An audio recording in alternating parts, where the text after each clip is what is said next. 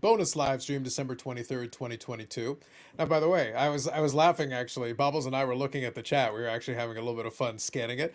Dakota was complaining about it. I was like, actually, Dakota, I took extra time specifically for you, just to let you know. I could have literally started earlier. Nah. Who goes live at 25? I do because I feel like it. Good evening, folks. All right, let me read a couple of these comments here. It's like I wonder what we could talk about. I could talk about anything. Who knows? Yep. So let me read. I know you guys were chatting a little bit there. Good evening, Josh. Good evening, Dakota. Good evening, Orlando. Let me just scan through a little bit here. Good evening, absolutely. Talking about moving to go hang out in Miami, like that. And then the cold weather because that apparently is a thing. And yes, you can check out for folks a Collector's Dream Orlando put together a top 50 video, and there is the anonymous football card is in his top 10. You know that infamous anonymous card from the pre-war. That football card is part of Orlando's top grouping in there, so it is one of the highest. It is one of the nicest copies of it, and there's not a lot of those around, so it's kind of interesting. So you should definitely check it out. Spoiler: the 52 mantle is in there.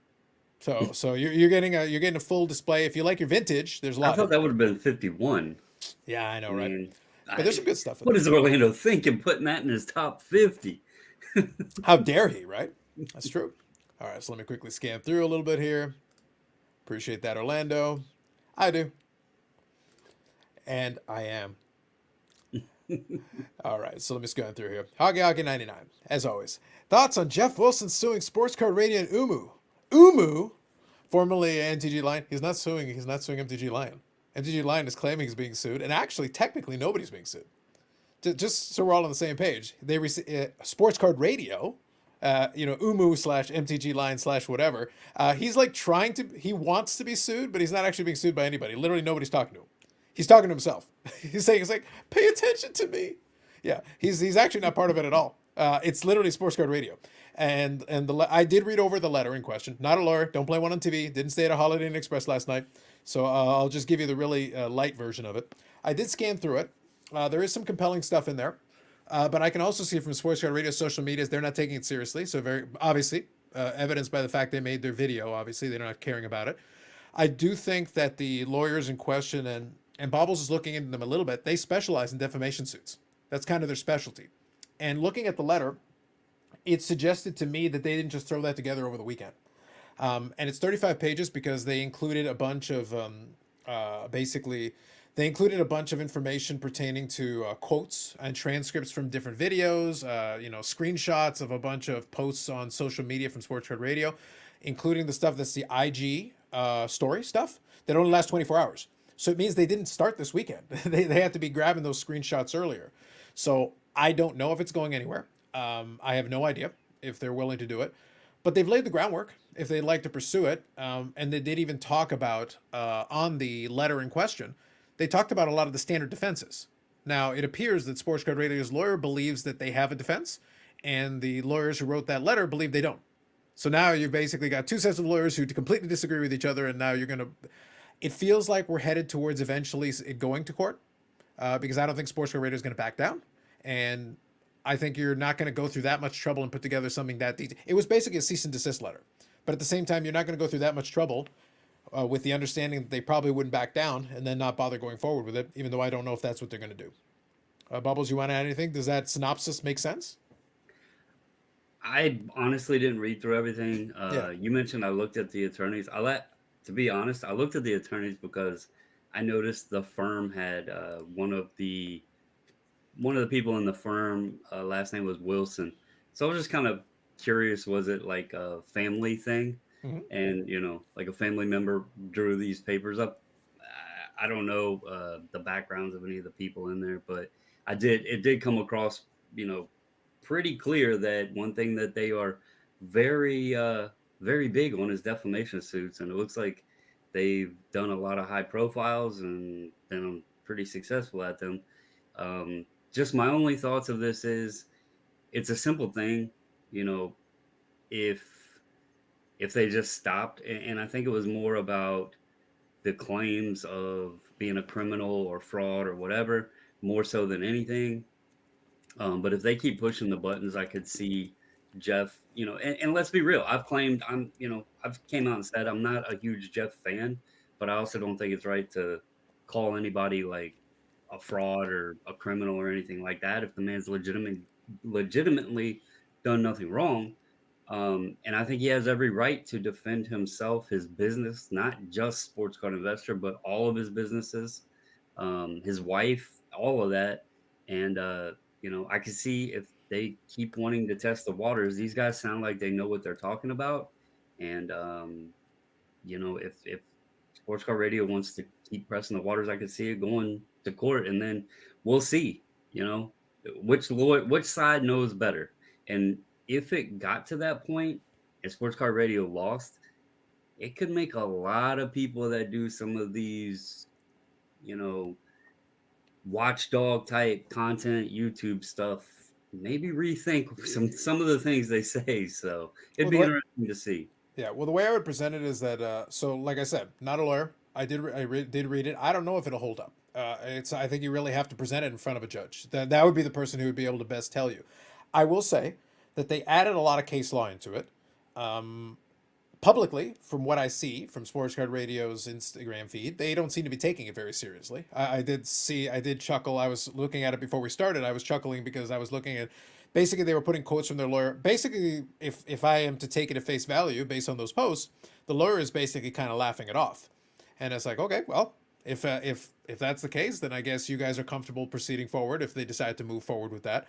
The other side also seems very confident in their case. So it's one of those cases where if you are confident in your defense and you're confident in your case, it sounds to me like we're going to get a chance to throw you into Thunderdome and find out which one of you is correct. Yeah, Which personally, I'm rooting for it because I'm genuinely interested. I'd like to see the case presented. yeah, man. I don't care either way for either It's not going to party. change. It's not going to change what a lot of folks do, but it would. To put it this way, the reason with what you said earlier, if for whatever reason it didn't work out Sports Card Radio's way, and again, that's an if. I don't know if it'll actually go anywhere. At the moment, it's a letter. We're literally just talking about a letter. But if it did proceed and it didn't go their way, it would have a chilling effect on that genre because they're the biggest and loudest in that genre. And if they can be questioned and checked that way, if you basically fall out of line and say the wrong thing to the wrong audience, and they can push back on it, which is their right, that's the whole point. There is their right. If they feel like they're being wronged about it, that's what that whole legal system thing is about. They're supposed to have the right to have their day in court if they want to do that. If that's the way they want to pursue it. Sports Card Radio has their right to their defense too. So that's how basically you have to play it. Scan through. Yeah, it'll definitely be interesting to see how it plays out if anything's pursued, and if pursued, what the outcome is. But um, interesting to say the least. Absolutely, absolutely. But that's the thing is that right now we don't really know anything. All we know is I know what the letter says. I read it. I think it sounded persuasive, but obviously if they disagree with it, like the video they made indicates to me that they either didn't read it or they did read it and decided they didn't need to take it seriously and decided to basically spit in its face. That was the impression that I got. So it's one or the other. I'm assuming, given that their lawyer had a chance to look at it from what their post suggests, then they did read it and they just decided that it didn't matter and they could just push back. So that's where we're sitting at. So I I don't know did if that's find it interesting that they always bring up the anti-slap and the amendment rules, which is a real thing. and Which is a real thing. but uh, Jeff's lawyers pointed out that they're incorrect in their thoughts behind that. So that's something that would be interesting to see, like which one of them is correct in that sense. Well, that the reason that I'm legitimately interested, like the reason I'm legitimately interested, is that you have the First Amendment, the free speech thing, which they disagreed with because free speech is not unlimited. That's not how that works. And so they argued against that piece. And they argued against the anti-slap and argued it doesn't apply here. So Right. if they're correct in those assessments, well, those are two your best defenses. Now there are other defenses. That's not the end of the things that a lawyer could do. Again, that's the point of having a good lawyer is that they can look at your options and see what's available to you to defend yourself. So probably they've got other cards that they could play, but those are the two like most obvious ones that we could think of, and they seem to think that those were not an impediment to them proceeding. So right now that's where we sit. Other than that, unless you're a lawyer, you don't know any more than that. You can read it back and forth, and it's like I don't know. I read it. I thought it was interesting. If they pursue it, I'd like to see what happens because I'm genuinely curious. and I probably will reach out to some lawyer friends that I know and get their take on it. But I have no idea. So I have to see. It is a Christmas miracle, Stephen. It is a Christmas miracle. There are many different Griffey collectors and emerging Griffey collectors.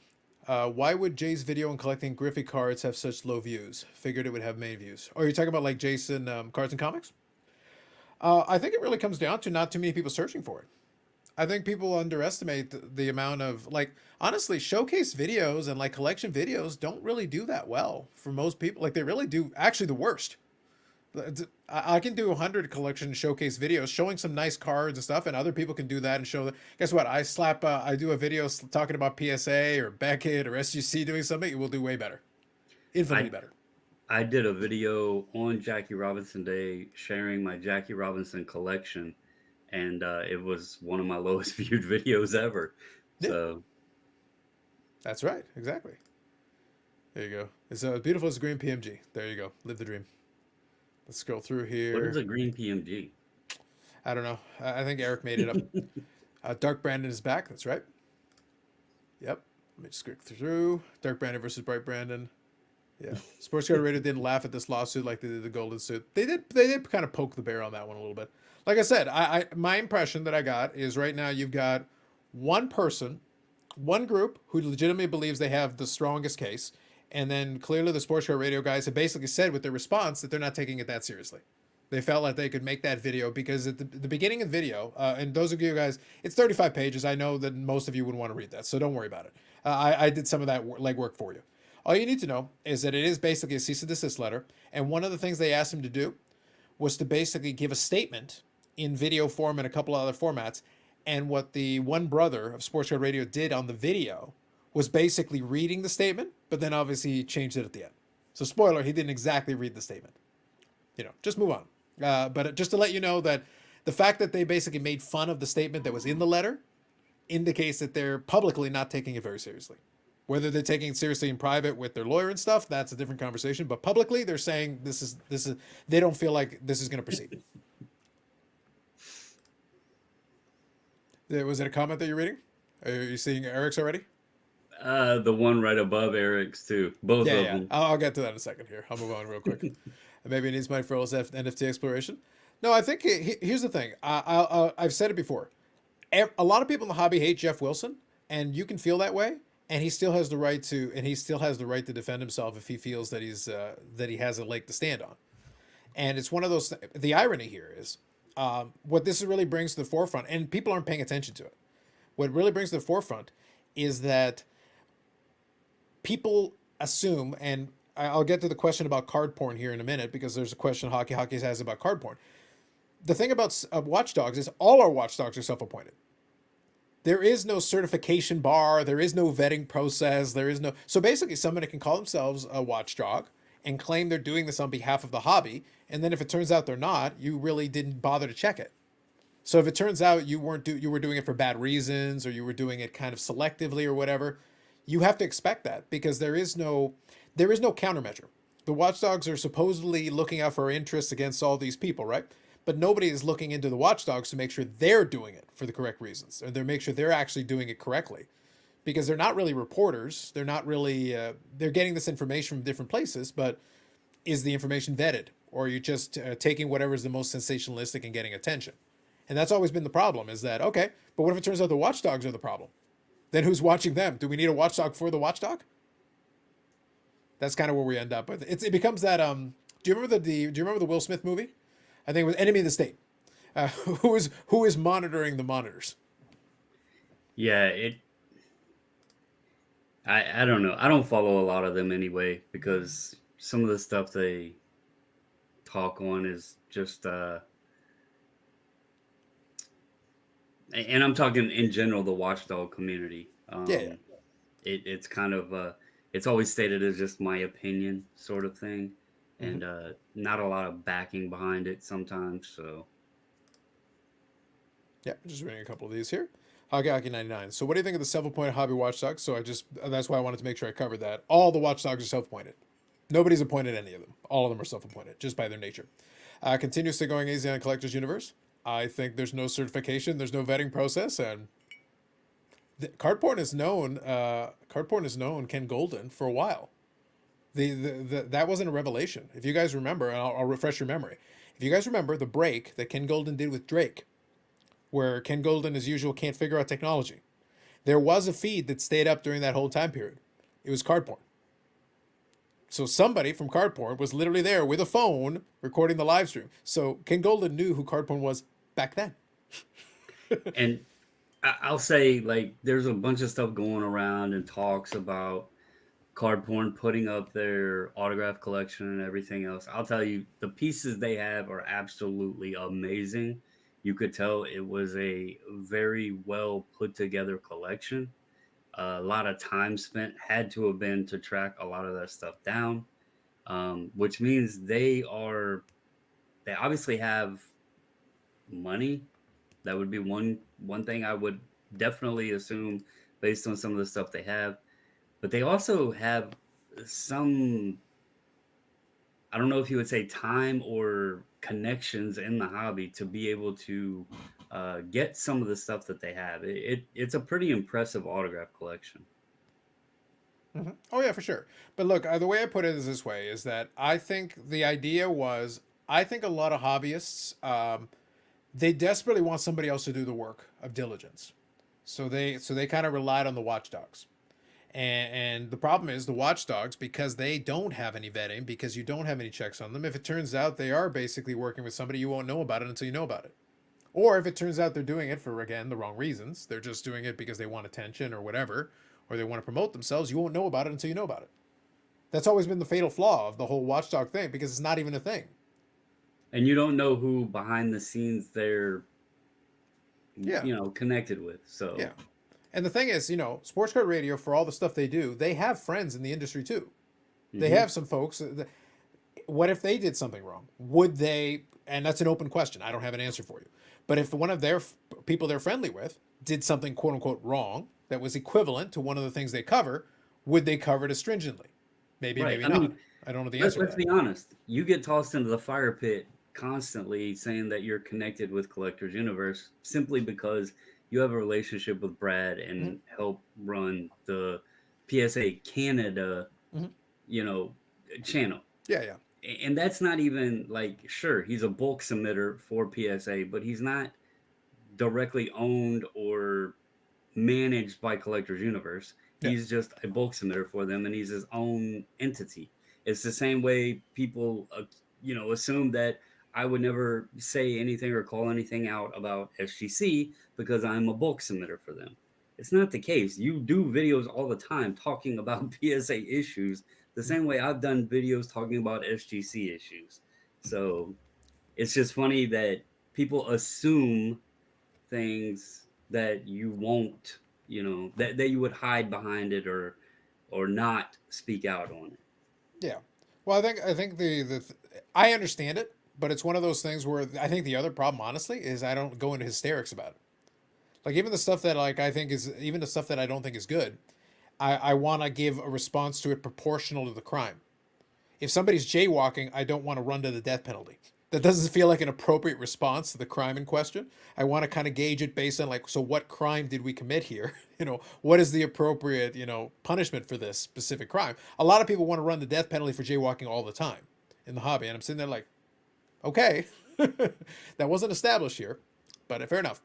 So CC here, good evening. SCR has nothing to lose. I think they've got a couple of things they could lose. This entire thing is getting them free press and eyeballs, which is 100% true. If they lose, they're not big enough to get financially in a meaningful way. But if they did lose, they would more than likely, as part of any agreement or settlement, have to lose the site in the contact. So no, they might not personally get hit financially, but it's one of those things where if sports car, let me ask the question this way, and I'm not again, it's a letter right now. That's it. That's all that's happened is a letter. But if they did lose, worst case scenario, they lose and got and absolutely everything was proven the way they wanted to prove it. Okay, great. So as part of the deal, they say, okay, Sports Card Radio's YouTube channel gone, the website gone. Now, does that mean it's the end of their lives? No, they got other stuff going on. One of the brothers has a business. One of the other brothers has a YouTube channel that's very successful, that already has 100,000 subscribers. So it's done very well for him. So more than likely, he'd be able to proceed and go along his business, and the other brother will do whatever he does, his business as well. But it would change they would be basically out as far as operating in that segment of the hobby. They'd probably still operate in a different segment. But again, it would put a bit of a chilling effect because there's some of these smaller piggybacking, hobby watchdog channels that kind of piggyback off of them that suddenly would be kind of left to their own devices. And then they would still be able to do their stuff, but they wouldn't get the promotion. Because right now, Sports Card Radio from the watchdog, if you're a watchdog, getting the seal of approval from Sports Card Radio is a big boost to you. Just association is a big boost to you. So the irony is they're basically the kingmaker in that space now. So if you want to be a watchdog, you need a Sports Card Radio seal of approval, they will be your kingmaker for you. So they do serve a role in that ecosystem, if you kind of consider it its own ecosystem separate from the rest of the sports card landscape. So that would just be the way that I would present that to you. Good old Sports Card Reckoning. Never heard of the guys. Bobbles, you ever heard of this guy? Never heard of him. I don't think. Look, I'm gonna be honest. I don't know what good that would do you. I think that'd be honestly my answer to. I don't know what good that would do you. I think you'd have to be able to serve them papers. They're kind of hidden away themselves. I don't know if you'd be able to track them down to do it anyway. Like if we're just being honest, and I don't know if that would serve any purpose for you. Here's my opinion. Here's my thought on a lot of it. Like in Jeff's position, all right, he has more than just sports card investor. Mm-hmm. That's what he's tied to within the hobby itself. But that man's got businesses well outside of sports cards, and obviously his wife has stuff as well. So taking defamation for him is a lot larger than somebody talking smack about another YouTube channel. So to sit and just think that everybody should just sue everybody, that's a bit excessive. I don't think it's worth their time. Like they look, in all seriousness, if you're in his position, you're only going to do that. It does cost money to sue people. Right. Brian Gray is the most famous for threatening to sue everybody in creation, but that actually costs money to do that. So why on earth would you take your time if you are running a business? You would probably spend most of your time running a business. You would really have to get high up on somebody's radar and have enough of a presence to be like, okay, fine. I think you are somebody that I have to deal with one way or the other. Figure out what we're going to do here in this way. Or if it starts affecting your business, Correct. And that's otherwise. I think it's easier and way cheaper to just ignore the people. For a lot of stuff, yeah. Why wouldn't you? So it's like I get the idea, but it's like it wouldn't make any sense. So here we go. You should write the bar. You would make a great lawyer. I just never wanted to attend law school. I love the idea. At one point, I thought about it, but I was like, oh, but yeah, you're basically killing yourself in law school. And you've seen what law school costs these days? Ooh, man, I don't know about that one. How's Bobbles not know what PMG is? Bobbles is new to this. He's never heard of sports cards. Hockey, it was sarcasm, buddy. Yeah. Yep. It was sarcasm. Yep. I'm not paying under this under circumstances. What a coincidence. You are. So we found circumstances. By the way, if you guys hit the like button, I church Eric. And no one likes Eric, so really we should all hit the like button. We should get burners and hit the like button. This should be the most liked video of all time. Anyway, moving on. It's really only 14 pages. Last half is citations. 100% correct. That is correct. So actually, what I'll do is I didn't want to spend. I actually didn't make this live, honestly, to talk about this, but I will. Obviously, I have no problem doing it. By all means, we can do it. But question, and obviously, I've got the Discord open. So Dakota, if you or any of the other guys that want to think, I can shoot you a link if you want to hop on and chat for a little bit. You're more than welcome to join in for a little bit and give your 2 cents on this. Again, I leave it open to you if you want to. Just ping me there and I'll check for you. You don't have to be in the screen to sponsor the like button. It's true. It is true. Eric, you have a chance if you want to. Like I said, it was an impromptu. I originally tried to talk Yannick into it, but he had a bunch of excuses. I think he's working on photoshopping you into everything. Just saying. Think about it. I find one brother is intelligent and the other isn't as bright. I'll leave that to your opinion. AIH putting cardboard in their place? Not even close. I don't think cardboard gives a crap what AIH says. When I covered the Star stuff, I was a little nervous. It felt like reporting, but I'm not reporting, so I have no idea what I need to do. It was all back channel info. Yeah, it's tricky. Like, here's the thing: we got to kind of understand something. I don't think, and Bobbles, I'll just leave it. I know you're watching the game a little bit, but I got a question for you.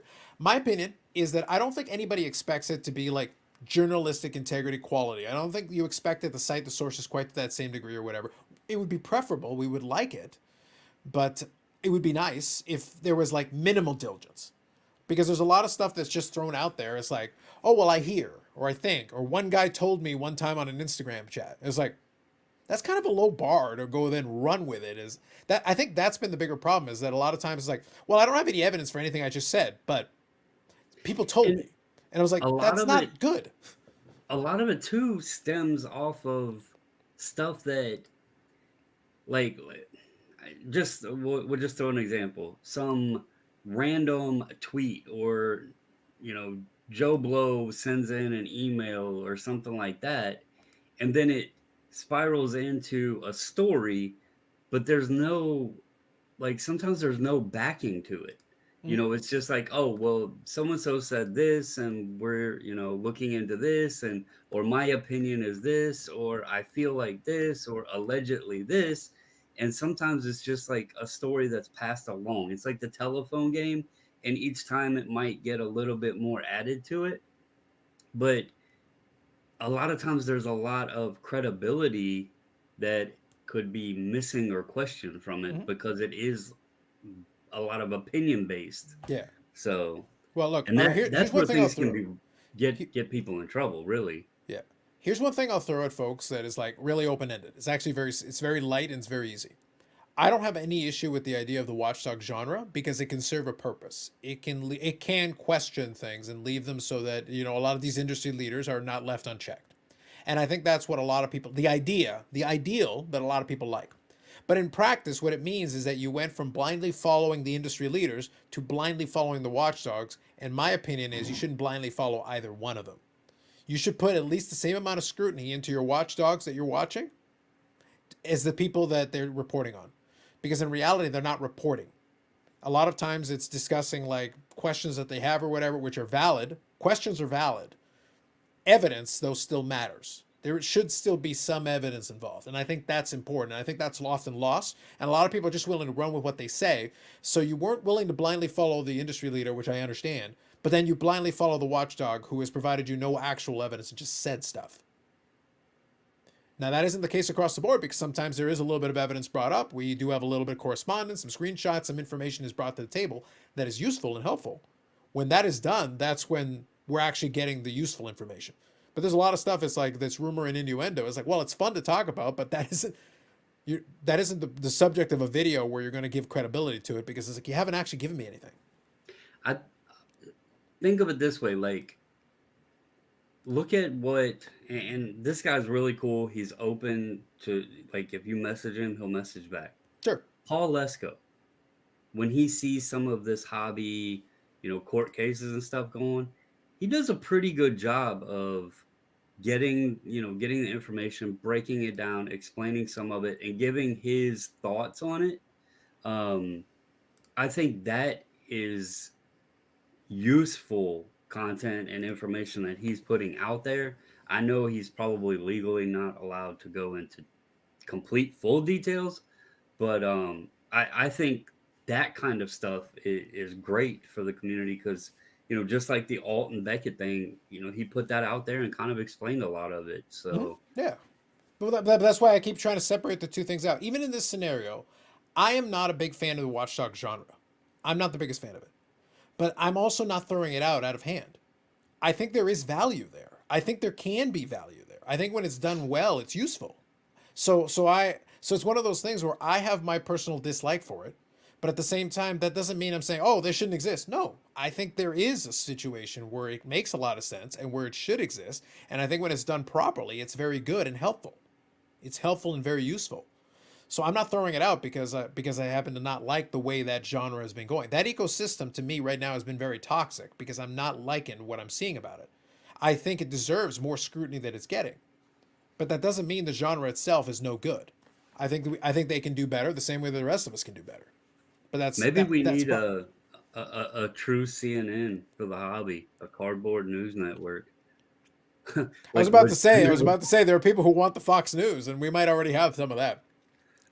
Yeah, well, we could just go with the CNN, the Cardboard News Network, have actual news reporters go around. Now, you'll still though. I mean, even with Oh, you'll mainstream get media, complaints you're about going to that the get some whole way. twisted stories. Oh, the whole way.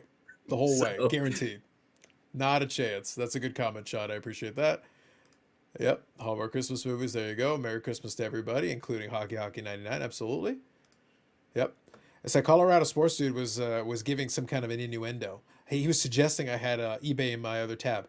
Yes, I do. Moving on. I actually do. I did win a couple of cards tonight, actually. And by the way, the PWCC weekly auction does end on Christmas Day.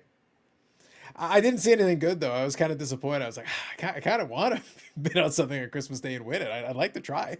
It'd be fun.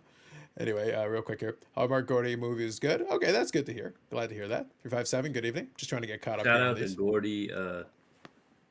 As we talked about, Ovi passed him tonight. Yeah, we'll definitely chat. And I do number want to chat 2. about that. I wanted to make sure the guys had a chance to address this issue. But yeah, Ovechkin is now number 2 all time in goals. So, and I think that is notable. And the Robertson pump is slowly working its way back. Slowly, we're getting there. If they're analyses, they can protect the personal access. Good evening, Victor. And of course, Ken Golden or blowout slowly disappears. Yeah, Ken Golden has a lot of power there. So Does let's anybody know? So this is an interesting question. Like, we question a lot of things. Does anybody know who actually runs the blowout forums? At one point, I thought I knew the name, but it's been a while. I don't know who actually runs the forum, but I think the owner of Blowout is known, if memory serves me, but I don't remember his name. Well, I know it's Fit. His name is Fish. Yeah. But I contacted Blowout because they're not far from me. And I couldn't log into my account. It said I was banned, and I had never made a post on the website or the forum. So I reached out to them to see if they could look into why it was saying that. They told me they have no connection to the forum. It just uses the Blowout name. Mm-hmm. So that's why I was curious. I don't even know who actually mods or runs that forum. Because according to them, it's not them. So It's probably Card Porn or Ken Golden. That's a rumor I'm willing to start. I think that's who runs Blowout for him. Nobody there we likes go. Eric. You heard it live Hockey Hockey here. 99. Nobody likes Eric. What kind of nonsense is that? And Eric Dakota. I prefer Eric. I hit the downvote. He's gonna pay. Oh, I charge him triple for the downvote. Don't even worry about that. No matter what Eric pays. Look, I have a banner for it, man. All you need to know is this. Look, I have a banner. All right. I may as well say, like, look, any kind of engagement, I'm charging that bastard. He's gonna pay no matter what. He deserves it. Moving on. So real quick here. It says, well said, even the scrutiny point, we can just run with the people who share the opinions we like and over-scrutinize the other party. We should try to be equal on both. And the thing is, it very much applies here. Right now, there are folks, I monitor social media. I'm paying attention. I'm looking at it. And there are people who will blindly back a lot of the watchdogs, Sports Card Radio and others, so they're not the only ones, but they'll blindly back it because, again, they don't like Jeff Wilson, which I get. But the problem is, what if he's correct? And then you're just backing these other guys because you don't like the one guy. Well, then great. Let's say we get rid of him and he's no longer here. You're going to find somebody else to complain about. And eventually you'll just turn on each other. So just to be clear, you'll eventually turn on each other. It's only a matter of time. To be fair, that's why I stated, right out. I've openly said, I don't hate Jeff Wilson or anything like that. I've just never been into his content or, the sports card investor platform or any of that stuff. And, so to see this stuff, and even back, we had the discussion alive, 2 weeks ago or something, about the PPP loan things and all that. And I came out and said, it doesn't matter to me. Like, I don't care. And so it's funny that this is what's all kind of circle of it. But I would, even as someone that's not a Wilson fan, I'm not going to sit here and say that the man was a fraud or a criminal or anything like that. And he has every bit of right. He should stand up for himself and, defend himself if it's gotten that far. Right. By the way, I appreciate Carlisle's comment here. I really like him. Carlos is not a watchdog. He's a watch cat. He observes everything, smirks, and contemplates world domination. It's probably the most accurate portrayal of this channel that we've heard yet. Sports Collectors Digest, yes. I'm just reminding everybody. Just reminding them. Don't worry, Eric. You're here in spirit. If only Eric was here to see it. Is the data tools now a mature, declining market? Why not just use 130 point? I think it's declining market. But yeah, I'm a big fan of 130 point myself. Like, honestly, can you use the other tools? Sure. Do they serve some purpose? Yes. If you're transacting enough, I could definitely see the value. I feel like you have to transact enough to make it, because I've played with both tools. I've had a chance to use both, and I had a chance to use them in various iterations. And I do see value in them if you're frequently transacting all the time and you need access to those comps constantly. But for most regular stuff, most collectors who are buying some stuff here and there, um, honestly, 130 point works perfectly fine for me. I can go do a couple searches, and then if I need a little older comps, then I can go do Terapeak. I go take a look and open it up on eBay. Just go right into the sellers tab. Boom, go in there and check it, and you can get the information. Awesome, sounds good, and it's free. I Like both those things are free. I I used to use 130 point a lot, but since they pull mostly just completed listings, I have now deferred just to go to Terapeak. I actually came across it the other day. I had a card listed. People were reaching out to me asking me if I could, adjust my price on it. And I figured out why. eBay was showing in completed listings and 130 point was showing in their listings that the card had sold for $135. But on Terapeak, the sale was actually for $35. So there's many times where I find the Terapeak pricing versus the 130 point slash completed listings are pretty significantly different. So I just stick with checking Terapeak now. Mm-hmm. No, but Terapeak is from eBay directly, so that's always going to be like if you're going to the source, that's always going to be a step ahead, and that works a little bit better, which makes a lot of sense.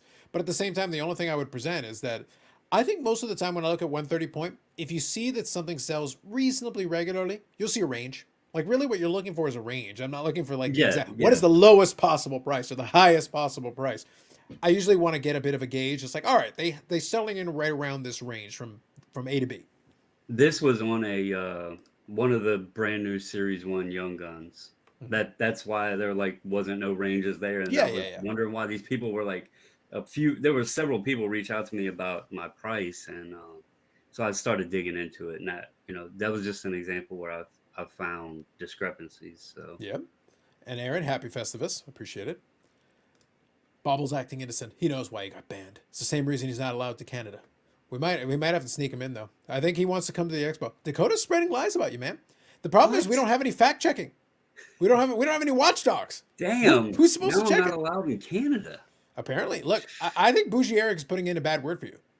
And the problem is we put in a lot of bad words about Bougie Eric, and he still managed to come across. So like, so you might be all right. Yeah, they might give you a parade. It's like, I oh, even you're an created enemy a of wanted Eric? poster. Come join us. Not a fan of Jeff Wilson, brings a lot of new people to the hobby. Yes, good, bad, or indifferent, but yes, yes.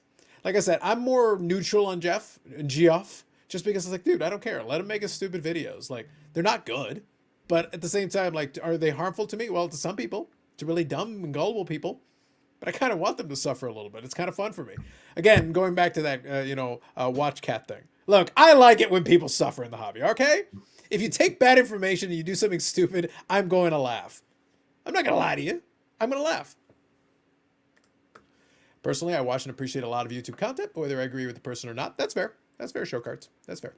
Bobbles is now on the radar. He's a guest on many channels now. Bobbles makes great content, has a lot of knowledge, even if he's easy to troll. I like the backhanded compliment in there. Sneaks it in. Hey, I enjoy trolling as well, so it's I've all heard in that good rumor. fun. Yeah, I've I, heard that I, rumor. I showed last night in my video. I've been PCing the trolls, so Yeah. hey, it's Sure. all in good fun. So Well, as the long as important thing is, everybody can laugh. I don't know why, but watching that video, I suddenly had this urge to collect Michael Jackson cards. It was weird. Good evening, Big Scott.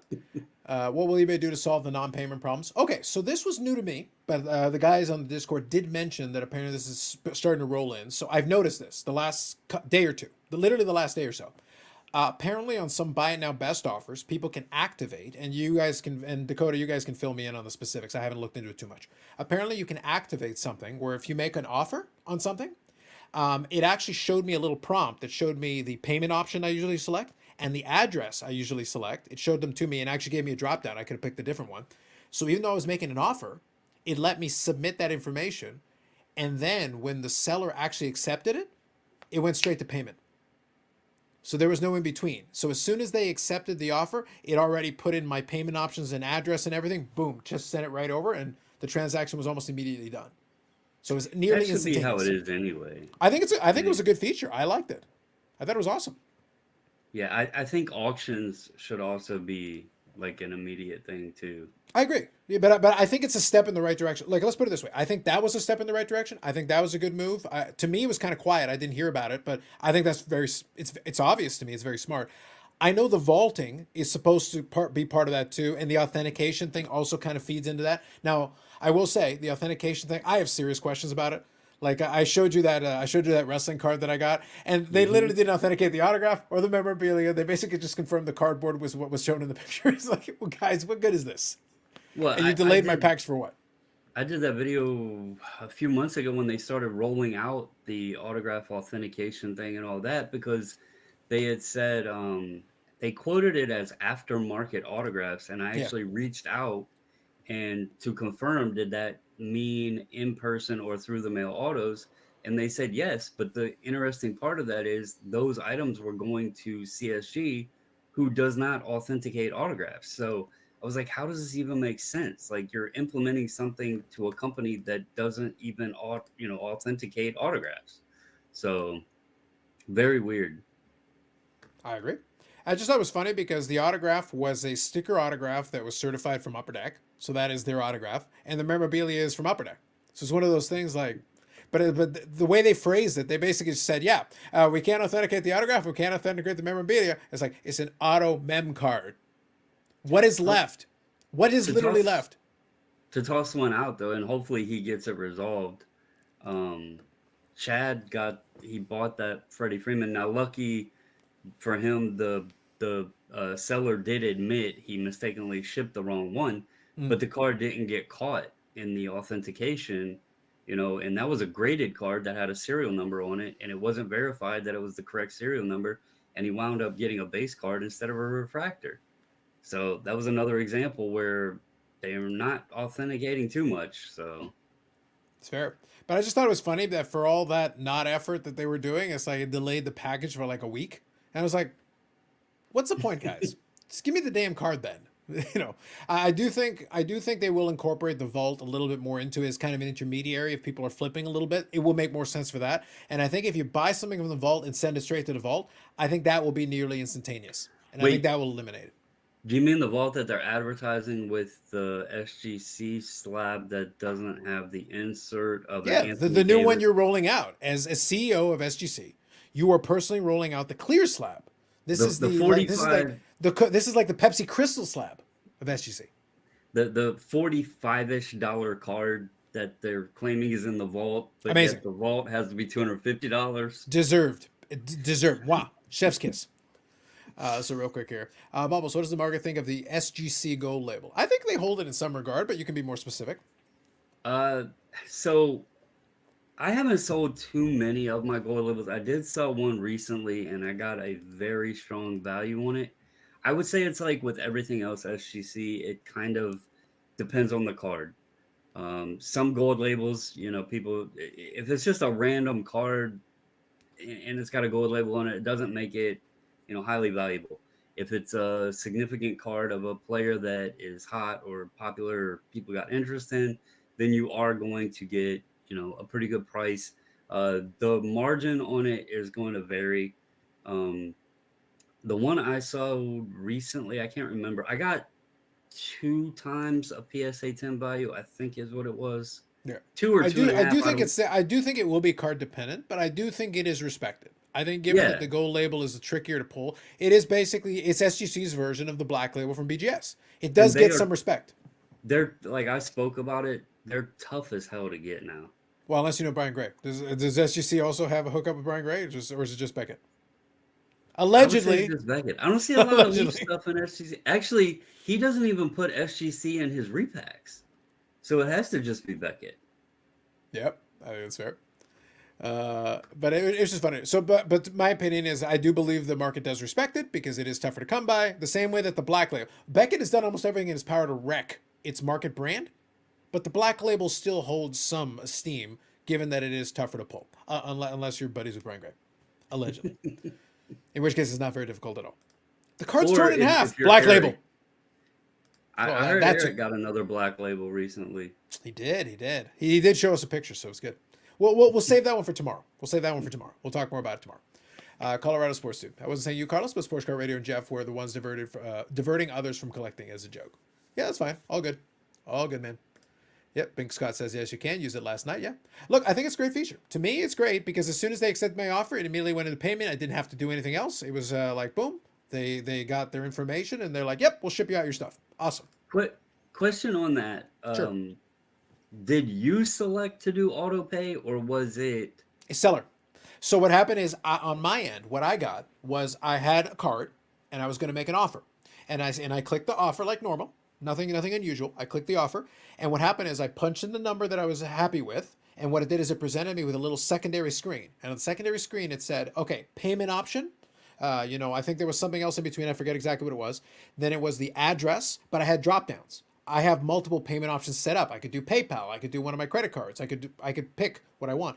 I've got a Canadian and American address. So depending on the seller, I can swap between one and the other. It gave me a drop down to choose that. So I was able to select those options already in advance and then send it along with my offer so that if the seller accepted, immediately push that information over. Here's the payment method, boom. Here's the address you're going to send it to, boom, done. Okay. I was just curious because the card I purchased that you know about last night, Yeah. it was a seller offer to me, and then I countered back on the price that we had discussed. But I still had to go through the whole payment process of going to PayPal. Yeah. So I think it's still optional. That's basically what Dakota's saying here. I think it's an optional thing, but I think you can select immediate payment for buy now. So if they say buy it now or accepts an offer from a seller, or I make an offer and the seller accepts it, I think if you've turned it on for that auction, I think you can do that. Gotcha. So, which I think is great. Honestly, in the few experiences I've had with it, it's actually been really wonderful. I've sent offers. I even had one where they countered, and I accepted the counter, and then boom, went straight to the payment. I didn't have to then select again to say, okay, now I'm going to pay it, or you have to send me an invoice. I already told you the address, and I already told you the payment method. You have all the info. Yeah, I would be perfectly fine with that. Yeah, and I said, great. That's the first time in a long time that I think I've seen an eBay feature that actually made my life easier in some way. Awesome. I appreciate it. Big Scott, good evening. Absolutely. All right, so let me get caught up here. If the great creator wants to break even, why does he try his hardest to pump and dump? Because that's the way, my man. And what's the point of all the shady business? Just break even. He's a special cat. I'll put it that way. Made an offer on eBay, was accepted, paid moments later, then seller mistakenly posted positive feedback that I refused to pay. Neither of us can remove it because it's positive feedback. People are using positive feedback to post unflattering feedback because eBay isn't handling non-payment. It's still a problem. I agree 100%. Eventually, eBay removed the comments, but left a positive feedback on my account. It's a positive empty message now. Gotcha.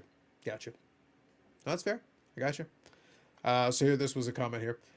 Made the card ladder research team look as bad as Pain and Look, which she interviewed by Katie Curry in 2008. Dakota stirring up those troubles. They spoke for themselves. They did. And I made a reaction to it. And it was a great video. Both of them. I enjoyed it. All right. These vaults. There's no way I'm using any of them. That's which is fine. That's why I have a safe. Just too much for someone who wants to collect. You think the vault idea flops? No, I don't.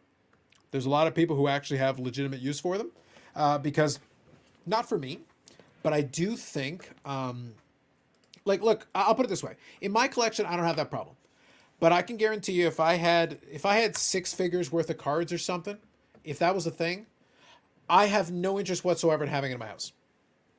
Like if I legitimately had I don't mean 6 figures. I don't mean $100,000 for 100,000 cards. I mean I was going to ask, does that count? Yeah, I was like, no, that does not count. That does $100,000 cards does not count for what I'm referring to. What I'm referring to is you've got like Orlando. You've got a 52 Topps Mantle. You've got a T206 Wagner. Something crazy. A bunch of high end stuff. I'm not keen on having that in my house. Yes, you can get insurance. Yes, you can get a vault. Yes, you can go to the bank. You can do all those things. That to me is a pain in the ass. Now, one of those things is those vaults, depending on which one you select. A lot of them can do high-res imaging of it and whatever. Like you're basically doing the bank vault thing. Also, you can, at the same time, you can take advantage of the tax thing, because a lot of them are in tax-free states. So you can kind of play around with that if you're making certain purchases. It's not for everyone, and most people won't need it. So that's the key is, most people have no reason to use it, but the people who do, it makes sense. And if you're flipping, it makes total sense. So even for nothing else, the flipping aspect of it, it makes more sense to do that sometimes. And by the way, Comp sees a vault. And it's like a very specific flipping scenario that you would use. Mr. Bougie Eric, what's going on? Hey guys, what's happening? Not too much. Let me read a couple of comments here and then we'll incorporate you in, but hang tight for 2 seconds. Carlos, do you ship my cards? I do. I even did a video on it. I might have to do an updated version of the video because stuff has changed, but I have used it. For me, it's been good, but you have to be careful and pay attention to it so that it makes sense for you. But I've used it and gotten a lot of success out of it. It's great for me to have that additional address option to save me a lot of money in the long run. It's saved me a lot of money so far. Immediate payment sounds good until you try making multiple offers and multiple cards from the same seller. That's fair. That's fair, Hobby Champs. Vaults are about as dumb as NFTs? Nope. Vaults can make 100% sense in the right use case. I think a lot of these collectors aren't thinking about it. They're saying that they don't need it or that it doesn't make sense for them. But for a lot of other people, it does make sense. There is scenarios where it makes total sense to me. But most of us will not need it. And most of us don't have the cards or the collection that will require it, or that even where it makes sense in that instance. Selling fees on eBay these days, 12-ish. I'm going to say about close to 13% from my experience. Are you prospecting Christian Watson? No, I leave that to Bougie Eric. Filmington, good evening. Showcard/Stack. I'm open to multiple hobby boxes. I'm about to open multiple hobby boxes of Topps Chrome Black. Live the dream, buddy. Dakota says, ComC is life. Good evening. Vaults. Military college students, single guys that travel for business. Makes a lot of sense. It also makes sense if you got really expensive cards and you don't want it in a bank. I would look. I have a bunch of bank branches around here. I wouldn't leave those people with anything of value, and I work at a bank. Moving on. All right. Is the 1099 use authentic? I'm hearing that the 600 threshold is going to be enforced this tax season. Yes, I have heard that. I think that is accurate. Safety deposit box for me. I want to see and hold my cards, and that makes sense. Orlando has some amazing cards, so for him it makes sense to use a safety deposit box. Use what makes sense to you. Why are there no vaults in Canada except for banks? Because we don't have tax-free anything. Everything is taxed. Air is taxed. I'm getting charged right now. Why do you think I have to charge Eric for the like button? I'm breaking even on air right now, as we speak. All right, almost done here. Vault is okay overseas. Folks who have small apartments, houses. Sold for who have big homes have plenty of space. Yes, there you go. Are there things in Canada? Oh, there are. And Dakota's in no position to talk. He's in the Mexican protectorate state. He's not even in the real United States. He's like in the fake United States. It's adorable, you guys. Bobbles, it's fun that you guys let them believe they're actually part of the country. That's cute. I like that. Kind of mean. Kind of mean. Entity. I What's don't that? know if that's ever panned out or like how. Well, the problem is serious everyone those forgot are. the Alamo. And that was the problem. As far as I know, that was when things went wrong. People kept forgetting about the Alamo. I'd be very cautious about using the vaults. Keep in mind that when GIA went bankrupt, lots of folks had submissions they never received back. Yeah, no, that's fair. So to speak on that real quick, what Dave touched on, I don't know if people ever caught it, but when me and Refractor were doing the Card Chatter podcast, which I sent him a little note telling him I missed doing that with him. Hopefully, I'd be like, "Are you still alive? Are you going to record with me ever again?" He's got some personal things going Sure, on. yeah, that's fair. That's why I've kept the channel open, but I haven't moved on with it. But he is a lot of what he does as business is liquidation, and he has we discussed it in a episode where if those businesses that own the vaults or whatever got into some financial things, the property within those vaults can be confiscated for financial purposes in some instances. So it's a very cautious take to use those. So read the fine print in the paperwork on those vaulting services just to make sure your stuff is covered. That's all I would suggest. Yep. No, absolutely. So let me scroll through here. Okay. What are the drawbacks of putting your cards in the bank? Depending on your arrangement. But the funny thing is with the bank and the safety deposit box, you do also have to look at the terms and conditions. There are some limitations to liability. It's not unlimited. So you have to make sure that you do have an understanding of what you're covered for. It's like anything else, right? If you've got a bank account, you're covered, right? You've got a government backing on your bank account up to a certain point. That doesn't mean that you can't create another account, do multiple Eric's accounts. account's not covered. Yeah, so like there are ways, but you have to know the terms and conditions. At the end of the day, bank vault, card vault, whatever, ComC, you're safe in the back. There are limitations to everything. You got to know what those limitations are and then act accordingly. Again, for most of us, it's not even something we have to worry about. If my collection went away tomorrow, it would be really annoying. But my life doesn't end. It's not like, oh my God, like my life's work. It's like, oh no, it sucks. It would be really terrible, but It happens. There's also collector's insurance. Get you some You can, collector's yeah. insurance and enjoy your cards. And for most people, that's enough. And for most people, that will be enough. Orlando has stuff worthy of at the bare minimum having in the bank vault for some additional security.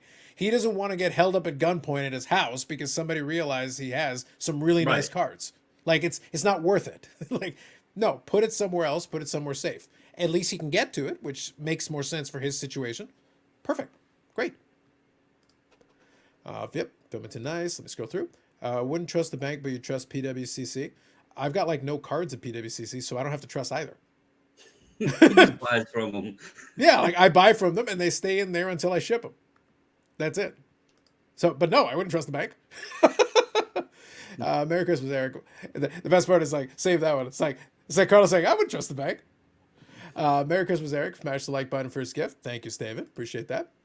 Are there many people eat maple syrup from trees and leave the doors unlocked in their homes? Hey, in Eric's favorite place, Guelph, Ontario, Canada, I knew people who left their doors unlocked. I taught them out of that. Oh, I did. Because they made the mistake of doing that. It's like, I realized you literally don't lock your doors. I came by a Sunday for my buddy, and he had his house there. And I literally, I was there, I knocked on the door. Nobody answered. I knocked on the door again. Nobody answered. Finally, I was like, they're not stupid enough. I turned the doorknob, pushed it open, and it popped right open. I was like, all right then. I literally sat in their living room for 20 minutes.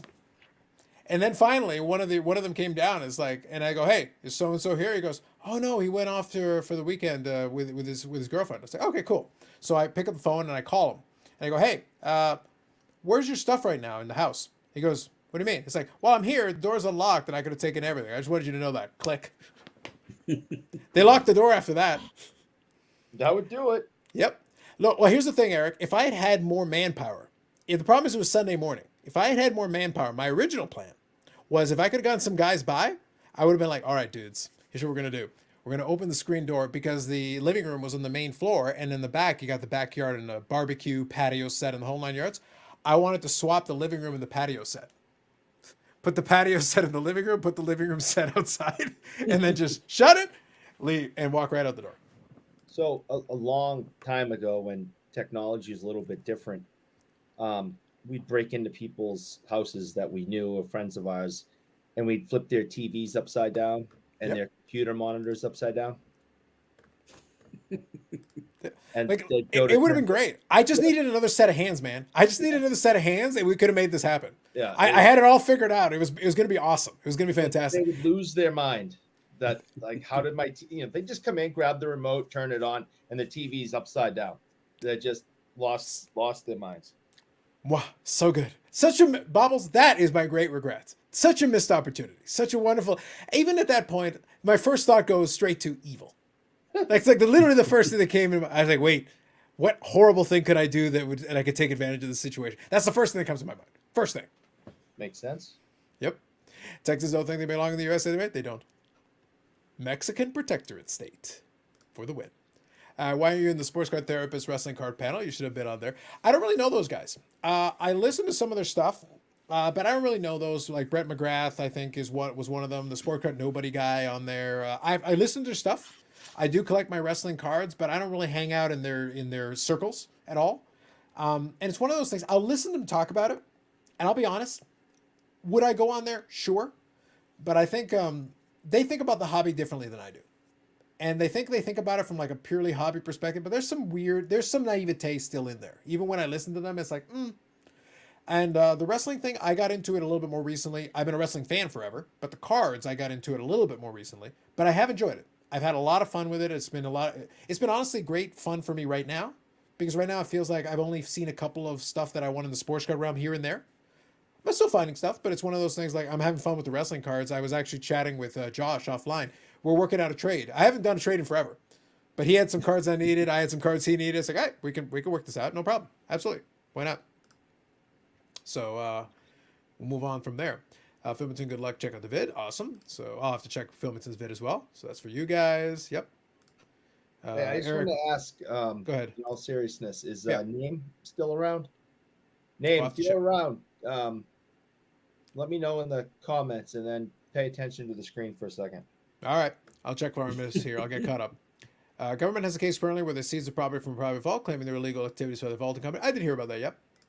eBay's agreement, they ask you to accept the vault area of the eBay phone app. Tell me they can change anything for any reason, and I'm backing out as fast as I can. There you go. Did it talk to the little ladies now have to prove they weren't doing anything illegal? It's been more than 3 years and folks still haven't gotten their property back? Yep. They had cash and gold, have pretty much been told they're SOL. Yep. I know Dave's trying to make a point about vaults, but I'm not caring. Like I get his point, but it's like it happens. You got to know what the terms and it goes back to knowing the terms and conditions are. Look, not watch dog, watch cat. I enjoy the suffering of others. What do you want from me? Read the small print in the contract. That's right. Look, stupidity is a crime and it's a sin that is punishable by death for me. Okay? Deal with it. We spent $30 to grade a $4 card and we're worried about a vault losing card. Yes. Yes. Well, because then it's at least a $34 card, right? Yes. I know. Fools. Good evening, Miss Bobbles. Yep. All right. I don't spend money on BFF grading. is here. What's that? BFF is here. Absolutely. Hey, BFF. Yeah, jump in and say hello. Absolutely. I don't spend money on grading or vaults, Colin. My card money just goes to more cards. Live the dream, buddy. There you go. Let's see. Been a little older before your time, but do you remember Kerry Wood, the MLB pitcher? There you go. It's a bit random. I actually got a through the mail auto from Kerry Wood once upon a time on an index card. I used to send out some index cards where I would print the player on the other side. I think I still got it somewhere, but I actually got a Kerry Wood back at one point. As rookie when I started collecting sports. Perfect. I Got think caught up. Kerry Wood tied Roger Clemens' strikeout record. Yeah, it was a 20 strikeout game. It was very impressive. I remember it. It was a very impressive game. Max Scherzer had 22. Yep. So it's a tough milestone to get to. It's a tough milestone to get to. You need to throw a lot of pitches usually to get that. So it's very impressive. Good evening, Michael Ham. All right, we're all caught up on the comments. Awesome. Bougie Eric, how's it going? I guess Name's not around. Yeah, I haven't seen him comment yet in a little bit here. No, he said something earlier. I just wanted to show him something. I was being serious for a minute, and we all know that Name's a great guy, and he does this charity that I try to support. Yep. And I always encourage people to support, where he collects hockey cards of Indigenous players from the very beginning till current, and people from all over the world mail him their extra cards of Indigenous players, and he collects them. And when he gets to having several hundred, he donates them to this Indigenous hockey camp, and to show the kids that you can do it. A lot of these kids are on the reservation. Some are, some aren't, I guess. And anyways, it's just kind of show, hey, look at all these players that were like you at one point, and they made it all the way to the Hall of Fame, like Brian Trottier, Grant Fuhr, several others. Won Stanley Cups, like Reggie Leach. So I just was going to show him that I picked up 4 Ethan Bear cards today for him, and they're going in the pile that I have set aside to send up to him for his charity. So anyone else who has cards just kicking around, and the players have Indigenous roots, doesn't matter if it's from the 70s, doesn't matter if it's from the newest Upper Deck, and to you it's junk. To a little kid up in Canada on a reservation, it really could make a difference and show them what's possible. So I support his charity as much as I can, and so these are the 4 Ethan Bear cards I grabbed, and I encourage anyone else to send him cards of Indigenous players also, so these kids can get them. So that's my PSA of the day. There you go. Bonus promotion. Sounds good. Sounds good. All right, let me read a couple of these here. Hockey Guy says, most of the world is dumb. Probably unfair to make fun of the masses for making dumb decisions. No, it's not. It really isn't. It's one of the great joys of my life. Rule number 1. Rule number 1, buddy. Rule number 1. Learn it, live it, love it. All right, Steve K. Good evening. A while ago, I heard that Peter from SUC hinted some slab upgrades coming in the near future. In fairness, Peter from SUC hints at a lot of things in the near future. He does that a lot, but hopefully he'll deliver on a couple of them. But he does do a lot on that. Apparently, PSA's made some minor changes as well. I believe they were working on something. They do make tweaks here and there for like security, add a couple of security features. It won't be anything that will like fundamentally change the slab, but it'll be some security additional features and stuff. I have heard they are either working on or in the process of instigating some of that. So I know that part. But SGC wise, have you heard anything about anything in the new slab? The only Not so thing much? I know of is they changed the insert for TCG cards. That's right. Who knows? He knows. No, I don't. It's a clear one that eBay Vault was trying to show off. It's like, guys, we're getting rid of the tuxedo. The tuxedo's gone. People have actually asked him to do that, but Yeah. in all seriousness, I have not heard anything about it. I will say I've kind of often wondered why they don't make the cutout where the label is Mhm. and have the label double-sided so they can put the little simple things that people want, like the QR code and stuff. But I know they have the logo on the backside right where that is, so maybe that's an issue. But to honestly answer the question, like you said, Peter says, stay tuned. We got some big things coming. He says that often. All the time. I mean, And it the isn't a knock, but registry- but sometimes you have to deliver on some of these. Like, could you actually do it? Any the of them. registry's been a 3+ year thing going on, and it's still not there. So I honestly don't know of any. There was supposed to be some label changes that a while ago was mentioned, and I haven't seen that either. So I can't speak on anything because I would be lying. There you go. So work in progress. Looks like he's going to promise a couple more things between now and then. Hobby Champ says picked up a PSA 9 991 French Medano on alt for $5. Man, $5, you can't go wrong. That's solid. Awesome. No complaints there. Good job by you. Where's the Dick Clacker and Tiny Thompson cards? Still working on it. Still in I progress. only have one Tiny Thompson memorabilia card. I don't There you have go. I don't have any Did Clapper. Well, he always asks about Dick Clapper, so it's a bonus for him. I would love to, and maybe someday I will, but I don't have any. But I do have a Tiny Thompson like piece of his pad card, There you go. which is Nice. really cool. All right, Fernando, my childhood collectibles. Good evening. Which card would we be chasing in 2023? That's a good one. If there was a specific card. All right, so Bobbles, which J Rob are we pumping? I mean, talking pleasantly about. Go on. All right, so if he's asking 2023 and chasing, Yep. Back in 1 second. So after he does that one, Eric, then you're next on that. I'll be right back. I'm gonna give a couple, and it's not gonna be a single card. I've seen the new design for Metal Universe Hockey. Okay. Absolutely looks amazing. Obviously, the missus has gotten really big into I'll be up here working on stuff, and she'll cut the game on downstairs and watch the Kraken, and I hear her yelling and like cheering or cussing, and so it's awesome. I'll go down and be like, "What the hell is going on?" But the Metal Universe looks amazing. Matty Beniers is doing awesome, and so obviously that would be one. The Cup isn't out until 2023. I know it's probably likely way out of my league, but a Jason Robertson from the Cup would be pretty sweet. And then I do have a checklist of, I kind of mentioned it on my channel. I've been working on Baseball Hall of Fame. I don't want to call it the rookie list because the PSA registry, and I don't do the registry for PSA, but I use their checklist because it is nice to see it as a list. Sure.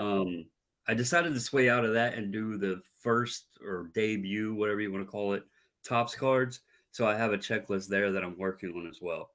So that would be my targets for 2023. All right, Eric, you're next. I think the next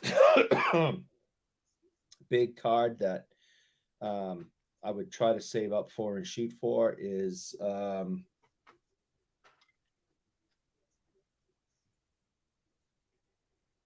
would be it. Esposito.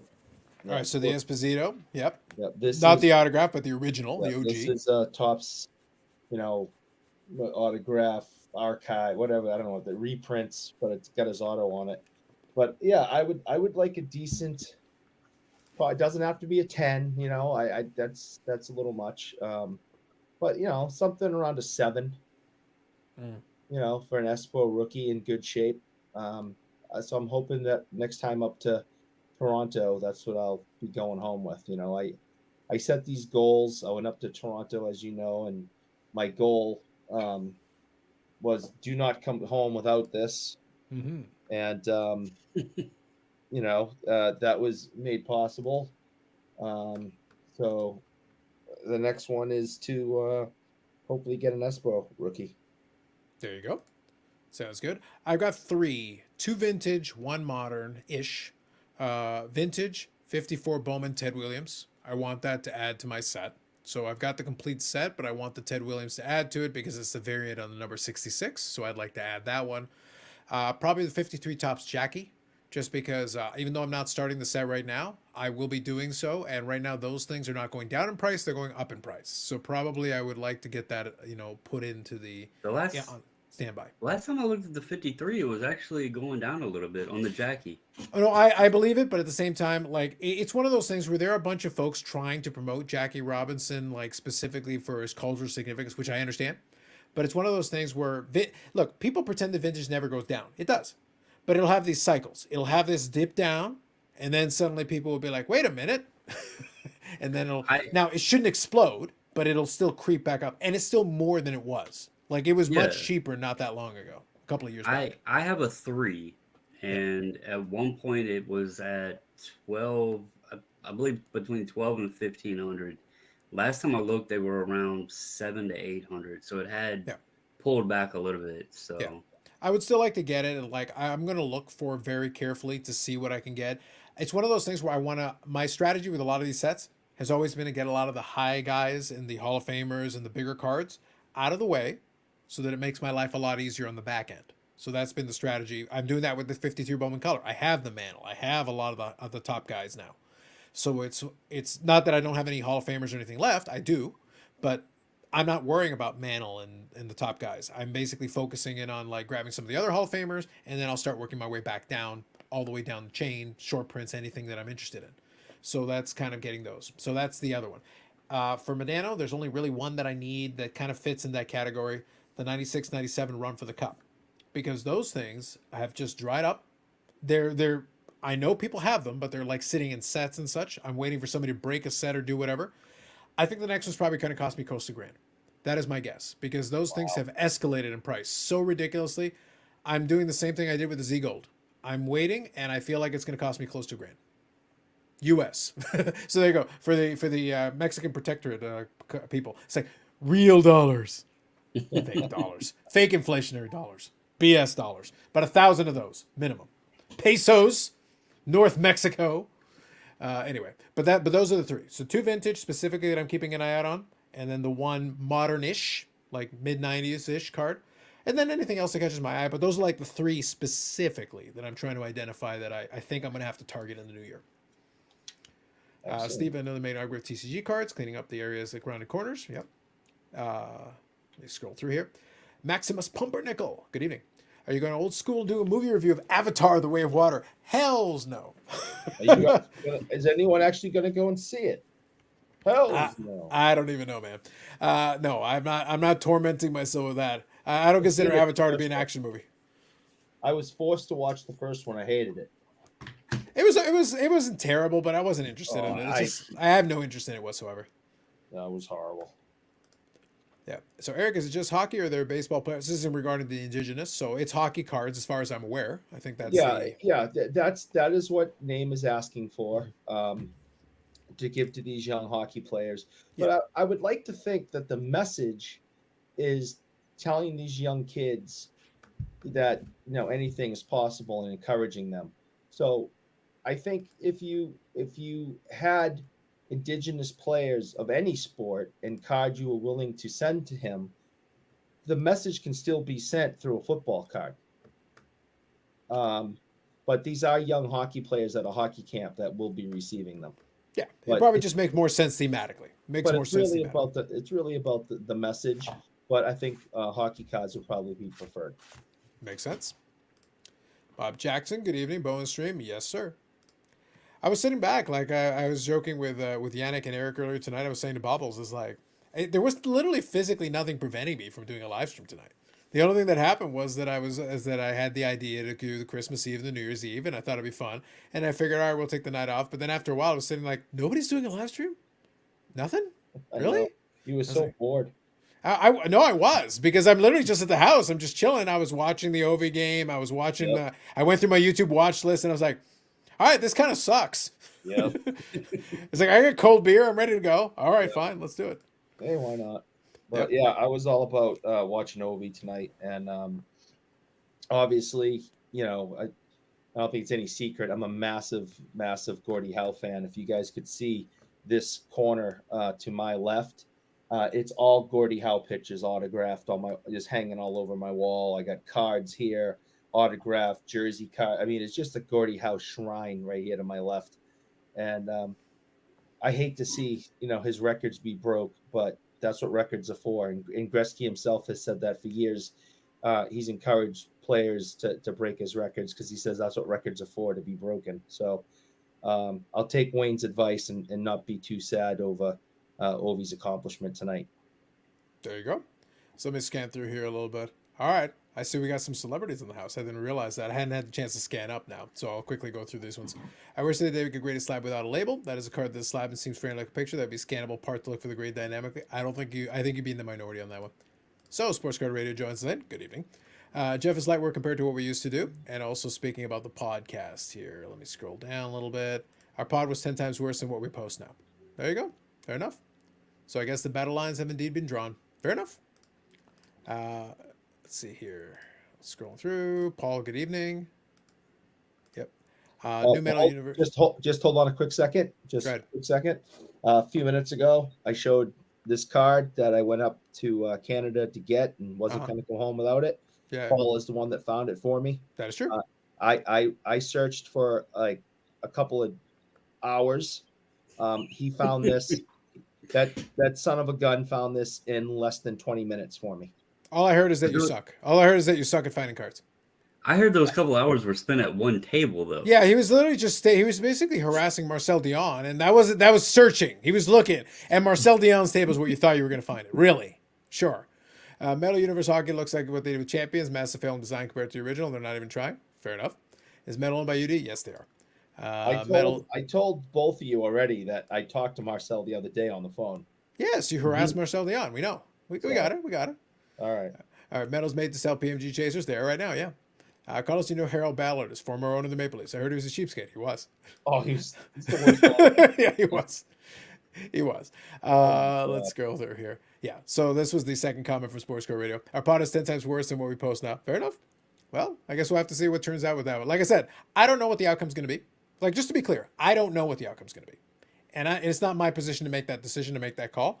They're going to have to figure it out amongst themselves. They both got lawyers. They'll figure it out, I'm sure. I'll be curious to see what comes of it, if anything. And that's all we're going to know.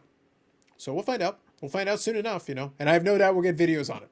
Lots of videos on it. No doubt. No doubt. Disappointed if we didn't. Yeah. I have faith and confidence that we will hear about it one way or the other. I guarantee this. Are you saving any future movie reviews for Cocaine Bear? No. No.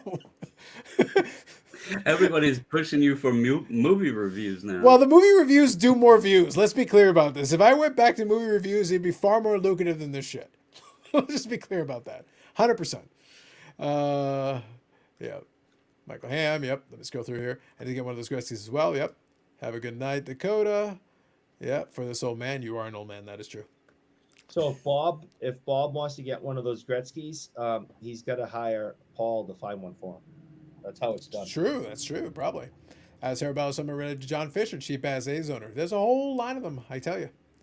I came here exclusively because I thought Carlos knew what the outcome of the situation would be. Listen, I haven't gotten the script yet. This isn't like the NFL. It's not rigged like the NFL, bro. At least in the NFL, we know what the script is. Come on. That's his game, isn't it? Come on. No spoilers. Don't ruin this. All right. Let me see here.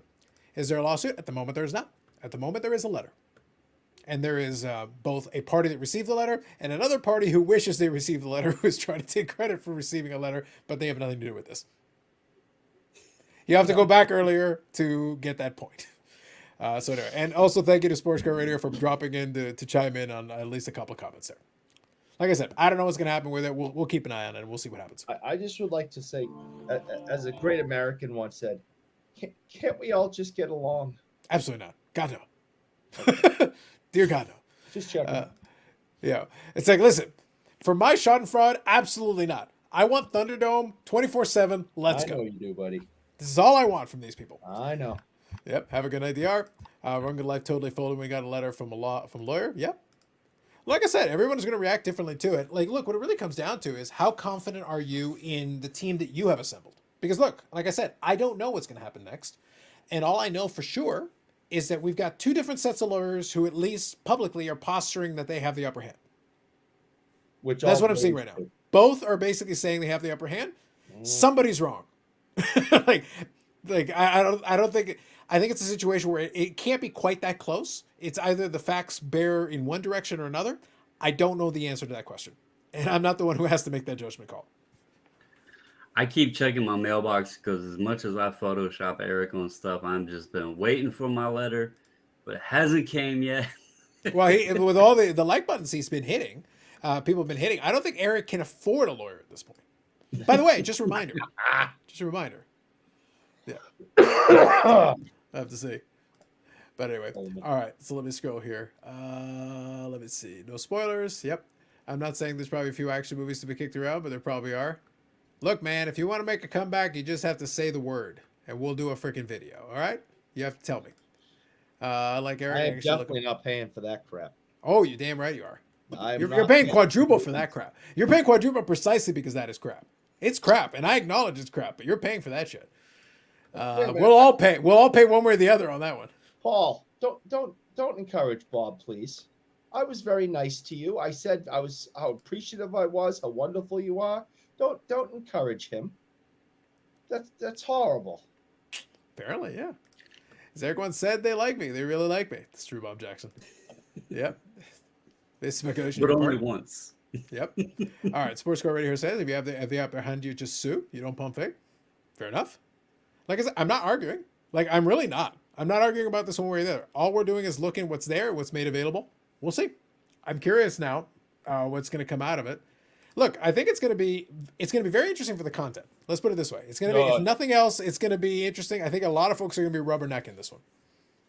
I think that's just the honest truth. I think a lot of folks are going to be rubbernecking on it. We'll see. I said today in Clubhouse, it's going to be like a car crash on the highway. You're going to slow down and rubberneck and watch the carnage. Yeah. Yeah. So it's like I said, I don't really have a horse in this race. Let's see what happens. Let's see how it plays out. I'll be like everyone else, kind of be interested to see how it plays out, and we'll find out. Yeah, it was basically a cease and desist letter is what it tried to say. It basically said these are the things they want to see done, or else. Effectively, or else. Yep. Haven't seen On Back. I've heard of it. I didn't have it on my radar. So Golden and SCI both threatening to sue a YouTube channel. Golden kind of does, but like I said before, Golden is fun because he'll threaten to sue. He's like Brian Gray that way. He likes to threaten to sue a lot of people. But Golden has this thing where but if you do, then they get to respond. Do you actually want them to respond? Because it might not work out. So I don't know. If I'm Golden, it's like, yes, you could threaten. I don't know if you'd actually proceed. I guess you could. I don't know. I don't know what to tell you, man. My money's on SCR. They have a good track record through due diligence. Well, they have a good track record. They certainly have a good track record of pushing back. Have they actually been sued fully? I don't know the answer to that question. It's an open question to me. I don't know the answer. I don't think it's ever gone to an actual lawsuit, as far as I'm aware. So I could be wrong. Like I said earlier, you mentioned the people rubbernecking it good for the content. Netflix should just cancel the Golden thing. Let's get the courts going on. Let's get the camera crews in there, and let's get the Netflix cardboard Court. That's true. They should. docuseries. They should, the golden touch on like year 4 of its development. Like, forget it. Forget it. We got something else going on here. Let's just go with the new Netflix docu series, Cardboard Court. Let's get the camera crews in there. Come on, you can do it, Netflix. Yeah. So I'll agree. I'll agree with Brendan here on the sense that it is generally never amounted to anything. So that I agree with. So that is true. That is that I'll agree with that point. I'm amazed the drama's now come to Carlos. He doesn't need to go find anymore. We just sit here, man, and do a bonus stream, and this is what happens. These people really want to open the can of worms that is Discovery. That's always been their question, right? Press the red button. Do it, Brian. Yes. He's always talked about the red button. I want to see the red button. Come on. Thing about lawsuits, there's a thing called Discovery, and that's what when people back down too many skeletons closet. Yeah. Well, that was the golden thing. It was that he's got enough stuff in his background that if it's brought in and put into a court records officially, it might not be worth his while. So he can say a lot of stuff, but that's the question. For this situation, I don't know. We'll have to see. I thought Brian Gray and SCR had some court of legal dispute at one time. I think Brian Gray has threatened a legal action on almost everyone in the hobby. He sued me last month. Yeah, like I think he does it for sport now. I think he just gets bored and decides to sue somebody. Jason Cardboard's ego is greater than the Golden Touch. Well, at least Jason Cardboard has aired. I never seen a Golden Touch. No, neither has anybody else. No one's actually seen it. Like this thing has been going on forever. Like at this point, we're going to be completely out of the boom. We'll be at the decline, and we'll be back on the uprise before freaking Golden Touch actually airs. And I'm wondering, and I'm being serious, I'm wondering if it's taking a while because of editing and making last minute changes because they don't want the same thing to happen as with the film where it came out late and now everything's wrong. There was a moment in time, and it was a very quick moment that everything was, well, I don't want to say everything, but just for the sake of the conversation, I'll say everything. Yeah. Everything was right. Well, if you film it and then send it out 2 years later, it doesn't hold up. So I'm wondering if Golden and his people are like, let's pump the brakes on this because we don't want to have the same reaction. But it's just something I thought about. I don't know. Well, I mean, he's running auctions every month, and he's he just had the Aaron Judge ball in there. He had the triple logo man. He should have enough stuff that he could roll out like season 1, even if it's a pilot season of only 6 episodes or something. Well, look, at this point, like jokes aside, they should have at least done a teaser trailer or something if they were close to ready. Yeah, I don't think they're ready. Whatever it is, like they're not. Like I'm like, you haven't gotten enough footage yet. Like what are they? It's not that complicated. He runs an auction house. Shit comes in. Talk about the things. Air the talk episode. about your do an intro of who he is, this and that and the other. Introduce people to who Ken Golden is. I mean, truthfully, yeah. Won't happen, but and then roll into like what they do, show the warehouses, all that kind of stuff, the vaults, and then show some of the sales, and then roll on from there. You sure we can't just get the Sports Card Radio guys to introduce Ken Golden for show? I mean, maybe they needed him in the studio to introduce, like to give him his intro, to give him his background and everything. Maybe that's the holdup. The contract hasn't been agreed upon. That might be the problem right there. That I could see that being the issue right there. Let's face it, litigation is the real American pastime. Yep. Maybe Ken's in charge of shooting. Well, he can't figure it out. He cannot figure out technology. Maybe he's trying to shoot in an iPhone, and that's been the problem. They haven't even recorded one episode yet. Kenny can't figure out an iPhone. He doesn't know how to flip the camera. Just get friggin' card porn to record it. Card porn can run an iPhone. We already know this. I don't even know, man. What the hell's the concept of the show? Who knows at this point, man? It's supposed to be an auction house. You get shit in, you talk about shit, and that's it. That's all you're supposed to do. That's it. It's just it's Pawn Stars, but on Netflix. It's not rocket science. It's just Pawn Stars, And other than Rick, everyone else on Pawn Stars is a complete idiot. So what? You're not a Chumley guy? Come on. The point I'm making is it Corey? You don't have to be. I don't remember the name. I know Chumley. Chumley was weird, right. So I remember him. You don't have to be a Harvard graduated brain surgeon to do a Pawn Stars type show and be successful. Is my point. No. Okay. Yeah. semi-intelligent guy, and everyone else around him is dumb as a stump. And the show's been on for like a decade now, and made I like that. Bob, I like that after you set yourself up, Bob was more than willing to like pick up what you put down. So there you go.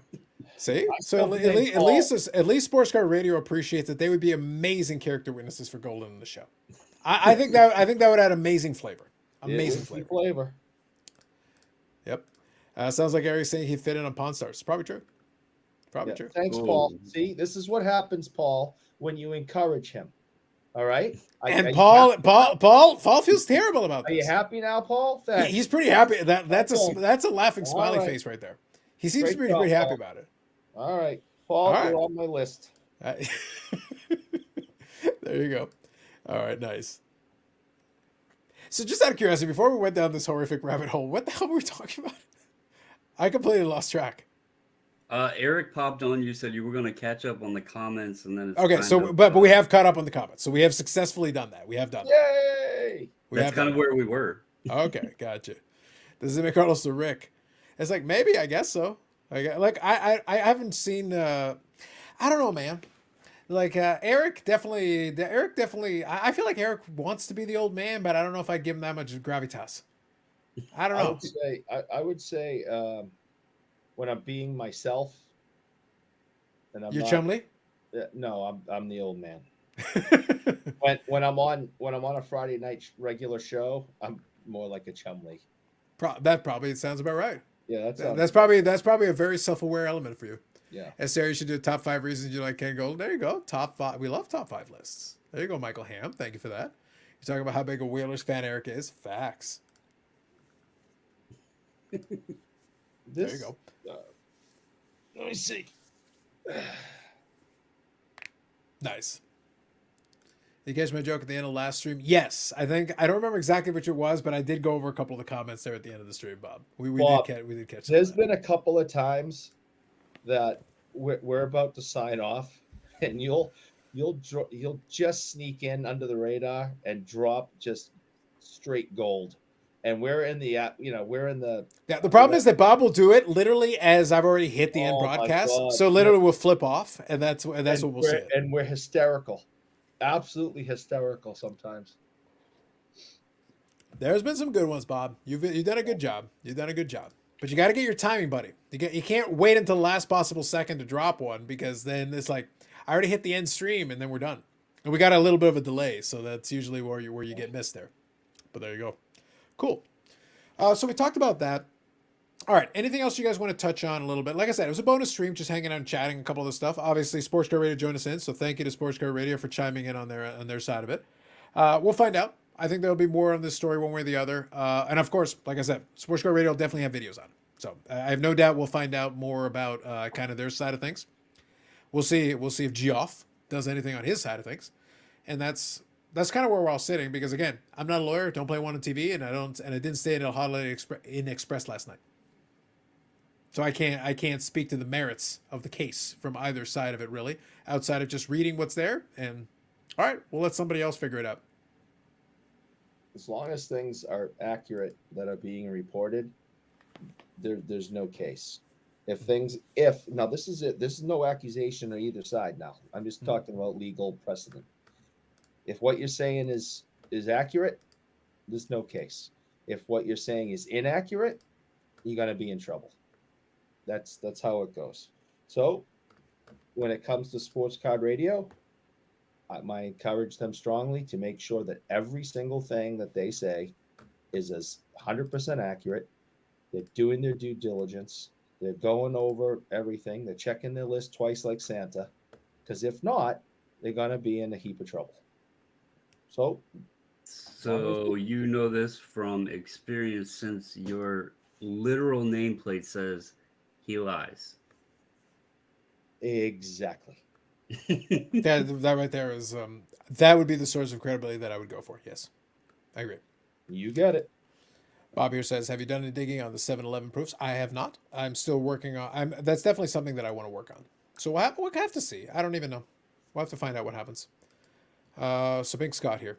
SCR can't shut down their channel. We would lose too many YouTubers that copycat their content. Well, that is true. There's an ecosystem that does depend on them. So that is true, Big Scott. That is true.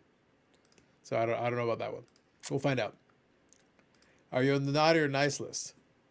I veer towards evil, just instinctively. So I'll leave that to you all to figure out. Yeah, I don't think they were really asking you. I think they probably know. Oh, I wanted to make sure I at least address this. All right, Bobbles. Other than your horrific, shameless Jason Robertson pumping, your evil secret ownership of SGC that everybody knows about, and your other transgressions against the hobby, are you on the naughty or nice list? I mean, I think I'm at least teetering on the mutual side. I don't want to sit here and say that I'm one way or the other, but I think I'm pretty nice. I mean, I don't know of anything I've done wrong. Interesting. I mean, again, who the hell knows in this hobby anymore? At this point, I just wait for a video to tell me whether I've done wrong. Exactly. I just wait for them to say, they'll tell me. They'll tell me. I found out yesterday that I'm something that I didn't even know. Exactly. I wait Bougie, for Clubhouse, no. and they usually tell me. Yeah. Now, Bougie Eric, we're just assuming you're on the naughty list, but like, defend yourself. Defend yourself. I'm a pussycat. I am a wonderful human being, delicate little flower. My mother says I'm her little sweet potato. She also says she's ashamed of you. All right, well that's more accurate. Yeah. Yeah. Well, we have screenshots to this effect. Yes, this is true. Yeah, she doesn't say any of those things. She usually just says she's disappointed in me and I'm an embarrassment to the family. So I'm guessing I'm probably on the naughty list, but I was trying to lie my way out of that one. That was really bad. Well, yeah, it was.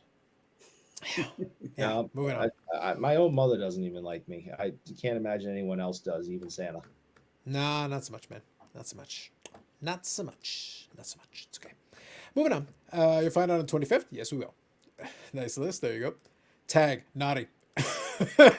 Looks like the proof parallel. By the way, y'all could have played into that. Actually, I do like this. What about different hobby entities or characters in the hobby? Naughty or nice list. Come on.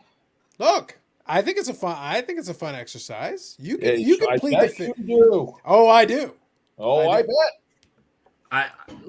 So back to that. Go ahead and catch up, but I want to go back to that a second. There you go. DR's trying to help you out here. Oh, thank you very much. I think I am. Bob says you're what? Correct. The humanity. Facts. Yep. Mrs. Bobbles, she loves me. That's true. Mama Wade thinks you're wonderful. There you go. All right, Bobbles, we're caught up. Go ahead.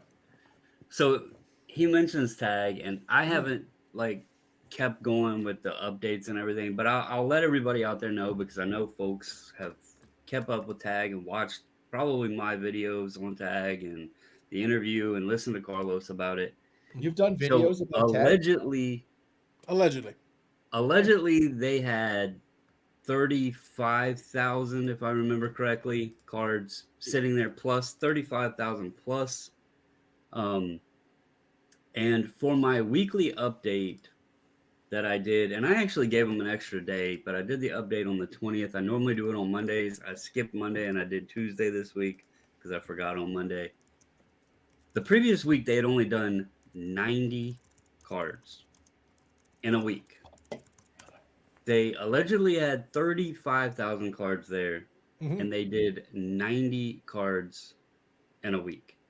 You can do the math to figure out that ratio and estimate how long it would take them to do 35,000 cards. I don't know what the hell was going on. 90 cards in a week. They're doing the slow rollout. They're being methodical. They're being very they're measuring 47 times, thinking about cutting, going back and measuring 47 more times. Well, buying the cutting implement. I did come across there was a good amount of new Upper Deck Series 1 hockey on eBay in tag holders. So how did those get swiftly moved to the front of the line of those 35,000 cards that were allegedly sitting there. They could have. Well, who put them up is my question. Because were they the test cards? You know, they only do I modern. cannot. It's a So- Canadian company a Canadian eBay account that looks to be a consignment company. A pretty large consignment eBay account in Canada. I cannot remember the name though. You talking about Slab Sharks? No, let me see if I can find them. I feel like you're talking about the one that Karn Rye runs. So you know what I'm so- talking about, Eric? Do you know what I'm referring to? I don't remember the name of it, but you know, There was Liquid Marketplace that he does business. The problem is he's got so many things that he's doing. Liquid Marketplace is one, and they do tag stuff. They've got tag stuff, and that's Karn Rye. And Karn Rye has a tag shirt, and he's been doing promotion with them. So that's he one. has a good relationship with Jeremy. Correct. So that's another like. So I would think that's one, and they do consignment as well. I want to say Slab Sharks. I might be wrong, but I feel like there's a consignment thing that I think is something like Slab Sharks. Yeah, it sounds Did you familiar, say Liquid Marketplace? Liquid Marketplace is one of the things that he's involved with. He also is involved with a consignment thing that is separate from that, and because they had multiple booths at the expo, so that's why I mean like it gets a little murky, but it's like the same connecting people involved in all of it. To go ahead, Eric, you were saying but, we were talking about Karn Rye. We were talking about I was trying to Bless get to the mute button. I knew that was coming. I'm sorry. consigner basically.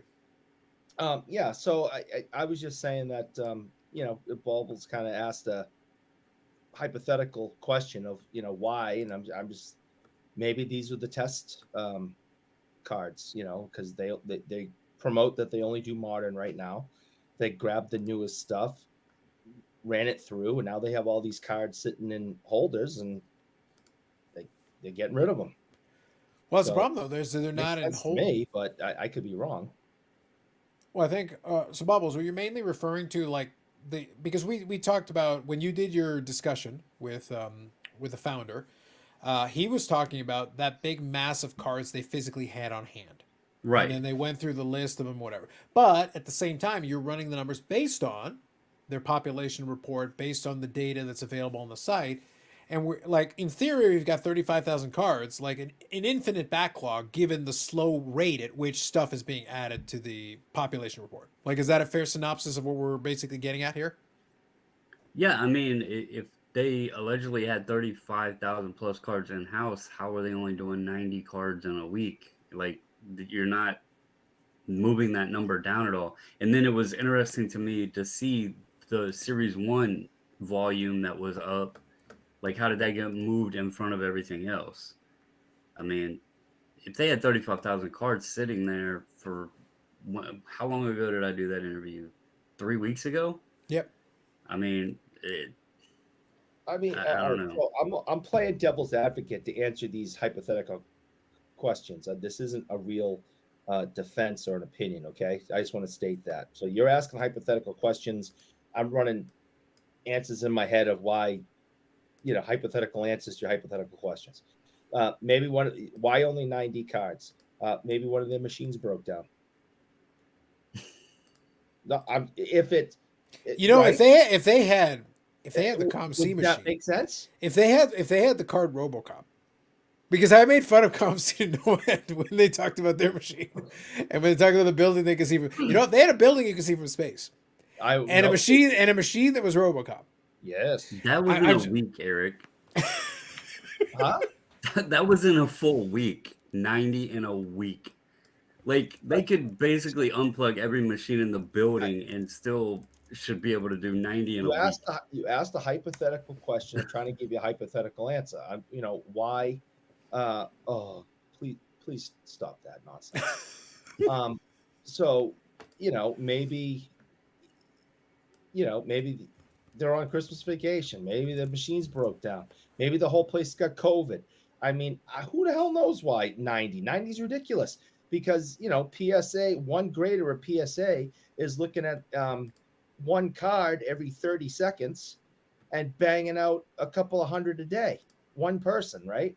Which I think is horrible, which is why I don't send cards in for grading, because we know it's just this pump and assembly line that, you know, these men and women are looking at something for really 30 seconds and determining whether it's a 1, 2, 3, 4, 5, 6, 7, 8, 9, or 10. So they look at look at the corners, we're gonna look at this, we're gonna look at the center, we're gonna and oh, my wife or husband pissed me off this morning, so I'm not getting anybody anything higher than an 8 today. Screw them, I'm pissed. So that's why I've never sent a card in. I like the idea of having computers do it. I am much more comfortable in sending cards in to have a computer measure things than a human being rushing through this thing.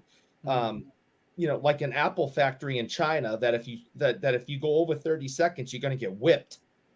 Wow. Taking pot shots at Apple. And China. Dang. And the 10-year-old kids in China that make your Apple devices. Go on. Sorry. What were you saying? So I just, you know, that's why I don't grade. Because by the way, Brendan, not for me. they've had 10 years to work on this. Yeah. Just so we're clear, they've had 10 years to fine tune. Right. Literally 10 years. Yes, I'm well We shouldn't aware. still be fine tuning. Just so we're clear. I hear you. Yeah. Maybe technically ability they can see from space. Facts. What is a slow road logic? Well, you know, pushing the button's kind of hard. Takes a lot of precision, a lot of dedication, a lot of commitment, and they got to train the guy to push the one button because it's the machine doing the grading, just so we're clear. So they got to train somebody to push the button, and then you need to train someone to train them to push the button, and then yes. So that I'm sure there'll be up to like 200 or 300 cards a week in like 5 years. So I want to take a moment to be clear on something and to be fair to everything here. Okay. We're always fair. Bubbles, we're always fair. Yeah, but I want to clarify something there because I think he thinks that I'm just like harsh on tag. And when I ask these he thinks I'm harsh to tag. Yeah, no, wait, yes, exactly. He thinks I'm very harsh to tag.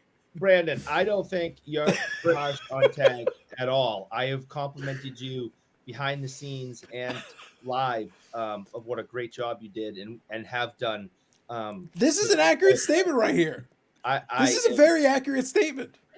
I just want to point out, so when it comes to the other gentleman in this conversation, I don't feel the same. I have nothing. So to be clear, to set the record straight, I have nothing but love for tag. I think there is a place in this hobby for fine luxury coasters, see-through coasters that we can enjoy in this hobby. I have purchased my very own coaster that I will have here, and will be proud to have it on my desk as I put my drink on it. It's amazing. That's fine. I went back to their Instagram and to just point out here, their own Instagram, they rolled out the early bird pre-sale thing, early adopter packages. You could start sending them the cards or whatever, right? 4 months ago. Okay. They still have not opened this up past that stage. Mm-hmm. The turnaround times were 14, 30, or 60-day options. Yeah. The man on the interview said they had 35,000 cards plus in-house. Yeah. And lots of cards. All the cards. They have all the cards. The turnaround times are 14, 30, and 60 days. Yeah. This opened 4 months ago. And then the past week, they did 90 cards. My question is, what in the hell is taking them so long? The most they've ever done in a week since I've started tracking them was 500 cards. If they can't do any more than that, how in the hell are they ever going to do anything within 60 days? With machines at that. I agree. That's my biggest question, and why I like even look at the information, because the truth is, I agree. If they have this down, if it's all legitimate, if the technology is as great as they claim, and these machines can do this accurately, consistently, and efficiently, I am actually curious of Mhm. what their capacity could be. I want to see what can they get out of the door. Yeah. 90 in a week. Something is not wrong. Yeah, something is wrong there. Oh, there's so Something many is things wrong. wrong. So So, many things wrong. and I just want to say it for the 100th time. I don't think I have not disagreed with any of your questions or the way you've done your research. Or I've been nothing but impressed. So, I don't think you have some kind of underlining agenda. I don't think you have I'm an actually action plan. curious. Yeah, I have such and a everything you've said is factual. Other people have access to grind and have underlining opinions. You do not, and I love their coasters. I They're think great. you're doing a No, great job. in all seriousness, I am curious because I want to see what they can do. But don't tell me you got 35,000 cards and then do 90 in a week. Like I'm gonna question that. I think everybody honestly should. You know. Well, Oh, I have questions. Rest assured, I have questions. Let me get caught up on these comments. Oh, this makes me so happy the way it went. Yes. So I'll agree with this statement. I'll agree with this comment. Safe to assume their button does work. Facts. What is the reason we do not have a common grading scale in the hobby? It doesn't be like seriousness. It doesn't behoove the hobby really to have a common scale. Having kind of your own scale allows you to differentiate yourself. Right. That's the reason why we have Beckett has a 9.5. PSA doesn't have a 9.5. Now, I actually understand why PSA doesn't have a 9.5. They're actually, we talked about it before. There is a problem they have. They cannot add a 9.5 now. It would be too difficult. And I've actually outlined the serious reasons why. The real legitimate reason why it would be very difficult, if not impossible, for PSA to roll out a 9.5 is that if you try to do a 9.5, if you actually look at the gap, again, I understand like inconsistency. I get it. Forget it. They have a written standard of what a 9 is and what a 10 is. The gap between the two is so narrow and so slight that sticking a 9.5 in there makes no sense whatsoever.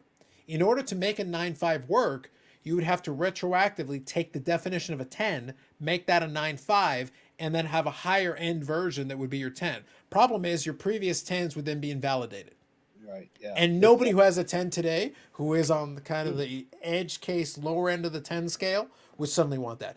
SGC was able to do it because they had that silly 100-point scale that everybody thought was stupid. However, that meant they had a 98 and it meant they had a 100. It allowed them to create a gold label 10. BGS had a black label 10. They were able to do that. CSG is able to do like a pristine 10. So if you come in now, you can make up a higher level, like 50-50 centering, perfect this, perfect that, and then have a gem mint that is actually a little bit shy of that. And you can actually make that work. PSA can't do it. Not at this stage. CSG actually changed theirs To match more of the I would SGC say scale. early enough Yes. that it did upset some people because they abolished one of their 10 grades. I believe it was the pristine, the original pristine. Yeah. They got rid of that. So if you was to send a pristine 10 in for the new label, then it would have just turned into a gem mint 10, and Yeah. that a lot of people didn't like that. But otherwise, I think they overhauled their labeling and numbering pretty well. FGC was able to do it because if you send in to get a new label and it's a 9 in the old label, they will review it to see if it meets the new criteria of the 9.5, since that did not exist before. PSA, I mean, a million cards a month, they would create a backlog just likely by people sending 9s in to see if they would bump to a 9.5. It's too late. The reason why I said it, like, look, I'm actually being 100% serious. A lot of times we'll have a lot of fun with a lot of these topics. I'm being 100% serious. If I was sitting at PSA and I had godlike power to do whatever, I'm still not doing a 9.5. No, Because you're too far down the line. It's too late. You cannot redo it. You don't have it's not like whether it's a good idea or a bad idea. It's an impossible idea. You have basically put yourself into a corner now with 30 years of backlog on graded cards. You cannot reinvent the wheel now. It is too late. CSG was right at the end. They were inside of a year when they made that judgment call to make the play. They still had the ability to do that. BGS was in the late 90s, early 2000s. SGC, they've already had a long time scale, but they had that ability. They still had different levels that allowed them to do that and not completely wreck their entire scale. They didn't have to reinvent the wheel. They still had those slots available. PSA doesn't. They can't do it now. I also think, and again, it's just my opinion, I think having 0.5s are ridiculous anyway. I think it should just be solid numbers, 1 through 10. And if your card is really, really good, but there's one little thing wrong with it, it goes down to the lower number. So if it's, it's you're right there at a 10, but there's some, no, there is no 9.5. Why not have a 9.75? Why not? Soon. Well, we kind of do now. Soon. I mean, it's ridiculous. Just have 1 through 10, and if there's an issue, it goes down to the lower number. It's so simple. They have overthought this for 30 years. It is ridiculous. Ooh. With the whole talk about adjusting scales, though, what is your take on Neo's Beckett video where he Ooh, I like this topic. Hold on. Pause for 1 second. Pause. I like this. Discussing Neo's ideas. Amuse us all. Michael Ham's also here, who had a take on this. Hold on. 1 second. Let me read the comments. Buildings for Space, the White Stripe. This Friday night can't get any better. Paul, I'm glad you appreciate and enjoy. Carlos loves Tag. Absolutely. Tag is the designer grading company. Yes. Plus, they also make fancy watches. Wait, not that Tag? Oh, that's the good one. Sorry, moving on. They might be playing freeze tag. Are these clowns still alive? They are. As Bob worked up about tag, yes. 90 cards a week divided by 17 tables. Toronto, yes. Get your product in the market? No, apparently not. Well, we know PSA can't grade volume with any grading consistency. Perhaps 1 million cards a month, an unreal number to begin grade with. Tell the people to submit. Slow and steady, tortoise in the hair. Instead of card, not like this. I wanted to get to this comment. Instead of card grading, we need card burning. Set your card in. Company does a control burn and records it. Mints multiple NFTs that you sell. You number those sequentially, increase value. Boom. I like the destructive path this went. I like it. I set a whole bunch of cards on fire. The vintage card market should have went boom after that. I know you should have burned much more than that. I agree with Eric. Solid 1 to 10 numbers, no qualifiers. Perfect. Just want to get caught up. All right. Let's talk some scandalous Neo takes. And Michael Ham, you're here. You did a video. I watched it. You didn't agree with Mr. Neo. I like it. Bobbles, present the case. I was just saying, he said that one thing Beckett needs to do now. Granted, they are trying to rebrand themselves at some point, but he said change their scale around. What's the thoughts on that? All right, hold on. So we want to get this right. There. Oh, I don't like it when you type. All right. So as our Beckett subject matter expert, as the foremost authority on Beckett and all things Beckett, I'll get to you after. So I'm going to start off by saying, okay, look, I don't have an issue with the subgrades. I don't really care about the subgrades. Now, I don't have a disagreement necessarily. I did enjoy the discussion. I liked it. Yes, so I'm Dakota on this. I liked it because I thought it was fun. Look, I have fun. I have fun with Neo because we're like I said, we've talked about this. We're on a Discord. I have fun. And Neo generally and I are pretty aligned in a lot of these things, so I have no issue with a lot of it. Mind you, I think a lot of his bitterness comes from being a Cleveland sports fan. I think a lot of that bitterness really it's in his soul, right from his core. It's right there. But I think what's fun is I like this discussion point. I think it's actually a good discussion point and a fun discussion point. So let me go here. I did not agree. Neo got a little defensive. Yes. Now let's talk about this. Okay. Beckett subgrades. Is there value in having for them? Should they? The premise here is should they? Neo's video was they should get rid of the subgrades. Michael Ham is saying no because it differentiates them. It allows them to differentiate between different levels of it. Now, one little wrinkle I will throw in here, because I actually think this is a fun discussion. One wrinkle I will throw in here is that Beckett's subgrades are always been kind of weird. Because what happens is the way the subgrades are structured is that you can have the overall grade and you can have a situation where you're trying to do I think you can do a maximum of 1 full point from the lowest subgrade. Now, the problem is when you do the subgrades, then you introduce this other element to it. Yes, you do know, okay, so the corners is the problem. Cool. But what are 9 corners versus 9 5 corners versus 10 corners? What does that actually mean? So yes, you can say the corners are better or worse, but what does that actually mean when you get into the individual subgrades? Centering is centering. We can pretty much figure that one out. That's the simplest. Corners, edges, surface. What is a 9-5 surface versus a 9 surface versus a 10 surface? Thoughts? That's my kind of counter to that. So I don't disagree with the premise, and it does differentiate them. I don't know if it's helped them. I don't know if it's hurt them. I don't think the subgrades are one way or the other the main issue here. But as far as subgrades are concerned, one thing that has always struck me is I don't know what 9 surface is versus 9-5 surface is versus 10 surface. So just because you gave me that number doesn't mean I'm any better versed necessarily. But please. So to be fair, and he did this video a couple days ago, but correct me if I'm wrong. His counter to the subgrades was something with greater notes.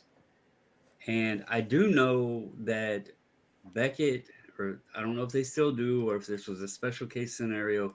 I do know if you try to have a card reviewed or like crossed over or something like that, they will provide a little card that has like what they found when they're doing that process. So I could see that being something they could offer that would substitute, I guess, subgrades. And I'm pretty sure that's what he said when he mentioned getting rid of the subgrades. So kind of like a report card type thing, but I guess it's handwritten by the grader rather than done by a computer. No, I get you, but I think even when you provide that, like I'm actually being serious. I'm not even playing devil's advocate here. For me, the Beckett subgrades thing, I don't mind it, but it also creates this weird murkiness because you've got like the true gem, right? All 9-5s and above, right? But Versus that's still relatively new. Like I remember when I first started diving into graded cards, I never heard anybody talk about true gem, fake gem, Gemnet plus stuff. Yeah. I would say, was that when PSA kind of started taking the swing in values that people implemented this fake gem, true gem thing? Because I don't remember that earlier on with Beckett. Like No, people, I think I look gem. There's more than likelihood that it was a response. There's a better than average chance that it was a response because all of this stuff is a response. So like, what it really comes down to is that conceptually, like I have no issue with the concept. That's why I said like I thought it was kind of a fun topic because I actually think it's an interesting one because I don't have an issue with it. And it is nice to know that the subgrades are all consistent. But it goes back to what I said a moment ago. The problem is then we're looking at the individual subgrades, and I was serious when I said this. I don't know what the difference is between a Surface 9, a Surface 9.5, and a Surface 10. You're telling me that one's better than the other, yeah, and I can see that. Like I gathered that, but what does that actually mean? Like it's like it's not a bad thing. More information in this case. Like I said, I make fun of Tag for having the 1,000-point scale and all that nonsense and having subgrades on subgrades. They have so many subgrades, I even forgot how many subgrades they have. We've got 4 subgrades that lead into one main grade, and that's how Beckett has done it for this whole time. But I still can't put the math together on how that's supposed to, because it's not an average. It's not a weighted thing, but it sort of is because the lowest subgrade, you can only go up to 1 point higher, depending on how much the other subgrades pushed it up. That's the only way that can work. That was the traditional. I don't know if they're still following it, but that was what it was in the past. Because you can't have, it's some weird, I don't know it off the top of my head, but you can't have like an 8.5 subgrade and still get a 9.5, even if all the other subgrades are 9.5s. So it's supposed to be theoretically possible, but I guess they haven't done it because it's supposed to be theoretically possible. I thought you had to have 10s in the other subs. Well, that's what I mean. Like, if the other subgrades are high enough, you can push it a maximum of 1 point up. A maximum. So if you got 10, 10, 10 and 8.5, you can get a 9.5. But that's the absolute maximum possible. Most of the time, you get a 9. But, like, it has to be, like, perfect. Everything else has to be perfect. But it's, like, it's kind of weird. But that's what I mean. Like, we're trying to, like, the math is weird. The math is awkward. And I don't know if it's consistent. Like, I'm not 100% sure if it's that consistent. It really isn't. That's where I think it's like, I don't know. My biggest question with Beckett's always been, how in the hell do you have two pristines? Like, pristine should be pristine. There should not be two different pristine. I mean, it's simple as that. There shouldn't be two. They don't have two gem mints or two mint pluses, but they got two pristines. Right. Okay, let me ask this question. Okay, so you know what? Let me ask this question. So Michael Ham, I've got you on Instagram here. Do you want to come on and briefly kind of just talk through this point? Again, you're welcome to it if you want to. I can reach out to you and quickly shoot you a link if you'd like. You let me know. But I've got it open here if you want to talk about it. Because like I said, I understand the premise, but I'd rather just get it from you. I understand kind of where you're going from. Like I'd rather get it from the guy himself, because like I said, right now we've got two different arguments. Neo's argument is fairly straightforward. I understood Neo's argument. Like I it's didn't very mean to bring up any arguments. I didn't even know there was an argument there. So No, it was apologize for basically that. Neo made the video suggesting his suggestion for Beckett was to drop the subgrades. Right. And Michael Ham made a video just retorting that in his opinion it made more sense to keep it. So that's I was bringing the topic up because we were talking about PSA revamping their their grading system, and then I knew Neo had mentioned Beckett changing their grading system and getting rid of the two pristines and all that stuff. So yeah. that's why I brought that up. Sorry if I No, it's all right. Like, look, got I any, appreciate the discussion because I think it is interesting. I thought it was a fun discussion. It's not a big deal. Like, it doesn't change anything. Like, it's fine for me. I just think it's fun and a little bit interesting to bring it up because it's been a discussion point for a while. And Beckett and Eric loves all things Beckett. Like, whatever Beckett says, he's cool with. It's go for him. Like, if they decide to go to a 2-point scale, that's cool, man. BGS 2, let's go. Done. There are plenty of so-called PSA 10s. BVG 2. Yeah, that's even right. better. BVG 2. Even better. Even better. And Even more BCCCCCG2 is the amazing. superior. Even of them better. all. Even better. Even better. All right. I just want to point out that someone asked where Name was. I just, we haven't kind of filled anybody in on what he's been doing lately. So, well, he's actually here.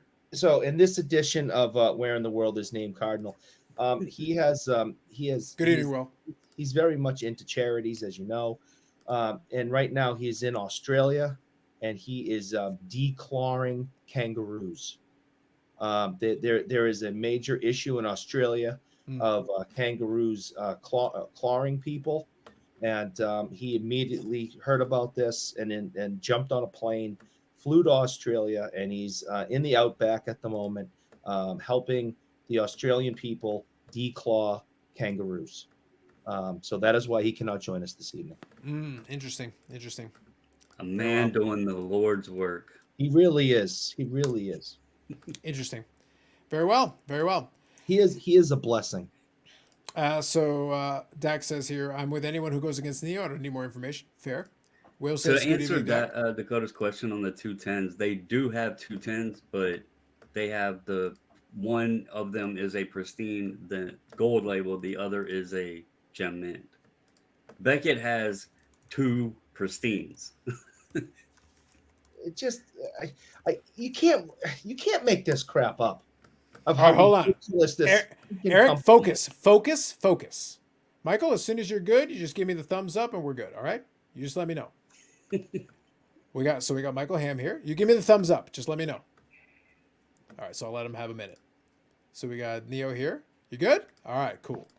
Michael Ham, good evening. Thanks for joining us. I'm good. Come here. Hello, sir. Right. Evening here. Hang on a second. I'm up here for a second. No worries. Hold on. I'll mute you for a second just because your audio is cutting in and out. I'll give you a second to get set up there. All right, so you get yourself up and you let me know when you're good, okay? Cool.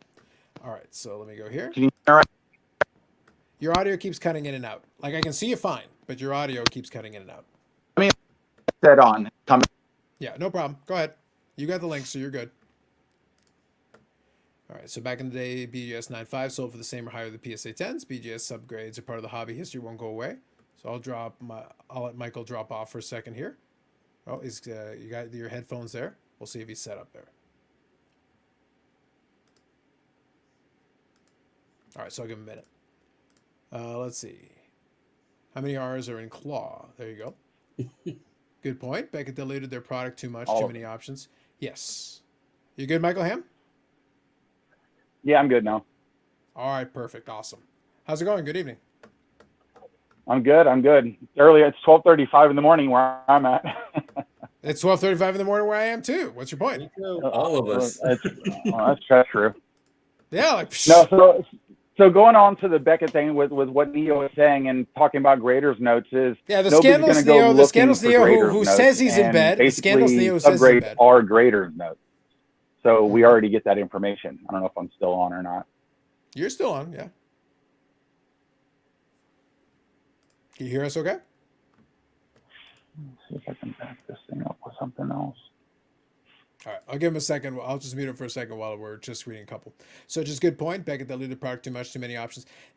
What's always created a problem is that there are too many versions. So you get a Beckett Gem Mint, you get all those different subgrades, and then you got all those different versions of the 9.5. So you got the 9.5, but then you got all those other ones. It's like, yeah, 9.5 with this 10, with the 10 centering, or with the 10 edges, or with the 10 corners, or with the 10 surface. And it's like, well, they're all technically 9.5s, technically, by the virtue of that. So, okay, cool. Which one are you pricing the highest? Kind of depends on which subgrade you care about the most, right? Like, that's what would make the most sense. And that's the tricky part. All right, Well, so don't forget about Graham, the people. The people that enjoy their collection, like all their slabs being, proper and the same. You could have the same company and have a paper label, a silver label, a gold label, a black label. I mean, so they don't match either, and you're using the same company. So yeah, no, for sure. So go ahead, Michael. If you were saying that, like, it is graders notes. I agree with that piece. Yeah. Like, I'm with you on that. Like I said, for me, the only issue that I have, and like I said, I'm playing devil's advocate here a little bit, and kind of playing into kind of what we're talking about. Beckett has really dropped the ball on it because it is too difficult sometimes. I can give you those subgrades, but how do you interpret them? Like, let's put it this way. I've been in the hobby since 1990, basically uninterrupted. All right, so that's 32 years of learning this shit. So I can kind of just look at it, eyeball it, whatever. All right, I pretty much got it down to, like, I can just look at it, and more or less I got what I need. I can figure it out. I don't have a problem buying a Beckett slab if it makes sense for me. But I'm going to price it accordingly because they've screwed themselves. They screwed themselves because if I give somebody new to the hobby this, and I say, okay, so this is a 9.5, and this is a 9.5, and this is a 9.5, and this is a 9.5, and I can offer you 4 different flavors. So which one's a gem mint? Well, technically they all are. But like but these have all these 10 subgrades. And then these have like these, this one has a couple of 9 subgrades, but it's got these 10 subgrades to offset it. So we end up at 10. So it's technically worse. And this other one is 9.5s across the board, which is okay. And the 10 here, like, do you get what I'm saying? Yeah, no, I get it. But I was also looking at it from a standpoint is every company that came into the hobby for grading cards, they all did subgrades. And the reason they did subgrades is because we kept wanting all that information. And it was just funny because if you really go look at all these companies that came in, they all had subgrades. And there was a reason because we were all complaining about it. Now, yes, it is a little bit confusing, but I don't know what PSA, their scale is either. So when I look at a card, I can't differentiate it any different than I can Beckett. But Beckett at least gives me the option to say, hey, this is where the problem is. I can go look at it. Maybe the scale's a little too minute. And one of the things I was also talking about with Neo was maybe no cards, not including vintage, no modern cards 9 or lower should even have subgrades. There's just no reason for it. Because at that point, a 9 to 9 and 8 to 8 going backwards until you start to hit a certain range of time. But then that becomes more confusing too. So there's no right way to do it. I just like the subgrades. I've always liked the subgrades for Beckett. Yeah. Beckett stopped being the darling because Beckett stopped innovating. They didn't put any information out there. They left everybody dry. They hurt themselves. You know, they didn't stop grading the same way. They didn't stop the way the slab was. They just stopped being a company that gave us a reason to grade with them. All right. That's really what it is. I think that's fair. All right, so I like Hobby Champ's comment here. Neo, give me a thumbs up if you're good. Let's have a little fun. You sons of bitches. Hey, bro. Relaxing in bed. Like, watching I got Michael Ham, you're the joy of my life. Too. Look, y'all, I can't help y'all. I'm a night owl. This is easy shit for me. This is I barely even warmed up. Like, I don't even know what you all are doing. I get it. Like, I don't know what to tell you. Y'all are being scandalous. I was chilling. I was having some fun. We got Sports Card Radio here chiming in occasionally from some comments. We're chilling here. We're doing our thing. And y'all have to be scandalous. So, Neo, Dakota says you're wrong just on principle. So I was Defend 10 yourself. minutes. I was 10 minutes behind on the live stream. So Dakota was saying some very scandalous things for you. I think you have a lawsuit. I think you should send him a 35-page letter expressly with all his horrible comments about you. I mean, anything Dakota says is inaccurate, and then Ham's just wrong. I didn't hear anything in the last 10 minutes, so I could be completely wrong on that, but I'm just going with it. Fair. I like it. I like it. There you go, Hobby Champs. I provide. What attack points do I need to address here? All right, so hold on. Let's go to the basics here. So what it really comes down to is two statements. You had your video where you talked about kind of the things that you do with Beckett, and one of your suggestions was to remove the subgrades. So tell you Replace what, subgrades. Yeah. So let's start with this. So why do you want to make modifications to subgrades? Just quickly summarize the rationale. What's the rationale here? I mean, they need to do something, right? Like them just doing the status quo. I don't. They're what did they grade yesterday? Like 1,000 cards or something. Like they have to shake things up because they are dying on the vine. So just sitting and doing nothing isn't the answer. That is true. Although Eric will vouch for him to the end of the earth. You know, he loves Beckett. Like, it's his favorite. Like, he has Beckett tattoos all over his body. We don't want to show it right now. It's inappropriate. But like, he'll fight them to the last hill. But outside of that, like, it's fading right now, fading fast. So the whole 9.5 as the primary grade is a major issue. I think people just want 10s. It's dumb. It's stupid. It doesn't make any damn sense. But that's the way that it is. People want a 10 as their main primary grade. The 9.5 hurts them. But people like the subgrades in regards to they like having information on the reason their card graded the way that it did. That is true. If you're going to shake shit up, go to a Gem Mint 10 grade and then replace subgrades with grader's notes. Then you're being even more transparent than you were before on paper. It's a good marketing ploy. And now you have a 10 Gem Mint thing. Now you would need to figure out some things with the whole BGS 10 pristine black label, all that nonsense. It definitely has issues. But the primary thing is replace subgrades with the grader's notes. And, you know, to Ham's point, I get it. Like, you know, like why it's going to add an extra level of confusion. Here's the thing. If a card grades a Gem Mint 10, it's probably not even going to have any notes. Or most people aren't even going to go look at it. They're just going to see my label says 10 on it. Cool. I don't even need to go look this thing up because we don't give a shit about a PSA 10. We don't give a shit about an SGC 10, a CSG 10. It doesn't matter. We don't care. It's not there. Beckett, we get a 9 on there. It says 9 for a corner, and everyone loses their shit. And it's like, oh, no, that's a min gem. That one's worth 10% less than the true gem that's sold. But I don't know how Beckett gets away from not giving us that information. If they got rid of subgrades completely, that would be it. Game over. So you might as well go to something that's better, sounds better, looks better. And in really the grand scheme of things, on a Gem Mint card, the grader's notes don't matter anyway. You need to know when the card doesn't grade a 10, why did it not grade Gem Mint?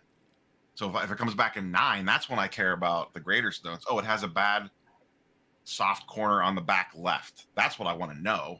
You know what I mean? Like if the card's Gem Mint, it's Gem Mint. Doesn't matter. You could put a grader's note on there. Most comic books that grade CGC 9.8 don't have grader's notes on them. They don't tell you why because it's a 9.8. It's like the primary gem grade to make a card comic comparison. Does Tag do grader's notes? Is that a grading company? Don't set me up like that. Please don't set me up. What I'm just saying, it's Beckett's unique because of what it is. They need to do other things, other places to truly mix it up. But until they start getting out in front of the hobby and putting themselves out there with positive enforcement, nobody's going to care. That's just what's going to happen. It's a marketing thing. They've screwed themselves marketing-wise. I don't think there's anything wrong with the company or the slab. I mean, hold on. I do think there's a couple things wrong. I think the fact you can easily counterfeit it is a problem with the slab. They've I- acknowledged as much. They do need to Yeah, they're modify working. that. I mean, slab they've said shape. they're working on that. I mean, Yeah, at this point, everybody should have a CGS type slab or better. And I Let's think not that a lot forget- of these companies have already pre-purchased so many slabs and plastic that they're stuck for a while. I truly think that's part of the problem. Let's not forget Beckett's cost too, though. I mean, Yeah.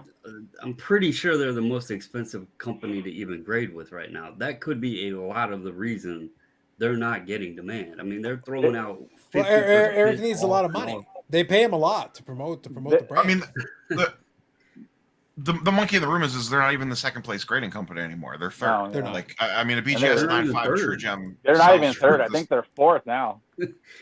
I'd argue that. Yeah. I mean, you might say that based off volume. I'm talking resale Yeah. value. BGS yeah. 9.5 smashes. Yeah. CSG. CSG though has never made sense to me because I actually really like CSG. I like But their cut the offering. I like sports what they're out. doing. It's like, guys, Cut the Good. sports out of it, and I'm pretty sure that CGC has bumped over them in the I agree that. Pokemon side. yeah, I agree that part. Yeah. Yes. Yeah, if you want to take So- them as a whole, I still view them as, even though they're one company, it's two different grading scales and two different labels. Yeah, I agree with that. But the only reason I say, like, for me, like, I'm just saying, like, look, I try to have a lot of fun with this. We poke a lot of fun at it. I do the show with PSA Canada, who by the way isn't owned by collectors. I just have to remind people for occasionally be like, it's a bulk submitter who has a good relationship with them so they can use the branding. They're not actually owned by collectors. If they become owned by collectors, then I'm making them sign a contract and I'm cutting a big ass check. I will sell it so hard. It's not even a joke. But the thing is that I can still critique when they deserve critique. And I can still give praise to the other graders when they deserve it. Because if they do a good job, they deserve a good job. But none of them are perfect. Not a single one of them is perfect. They're all a tool in the toolbox that serves a different job depending on what you're trying to do out there. There might be a good use case for each one of them. If you just tell me, Carlos, personal collection, it's not about value, it's not about resale, it's not about flipping. What are you doing? I like the CSG slab.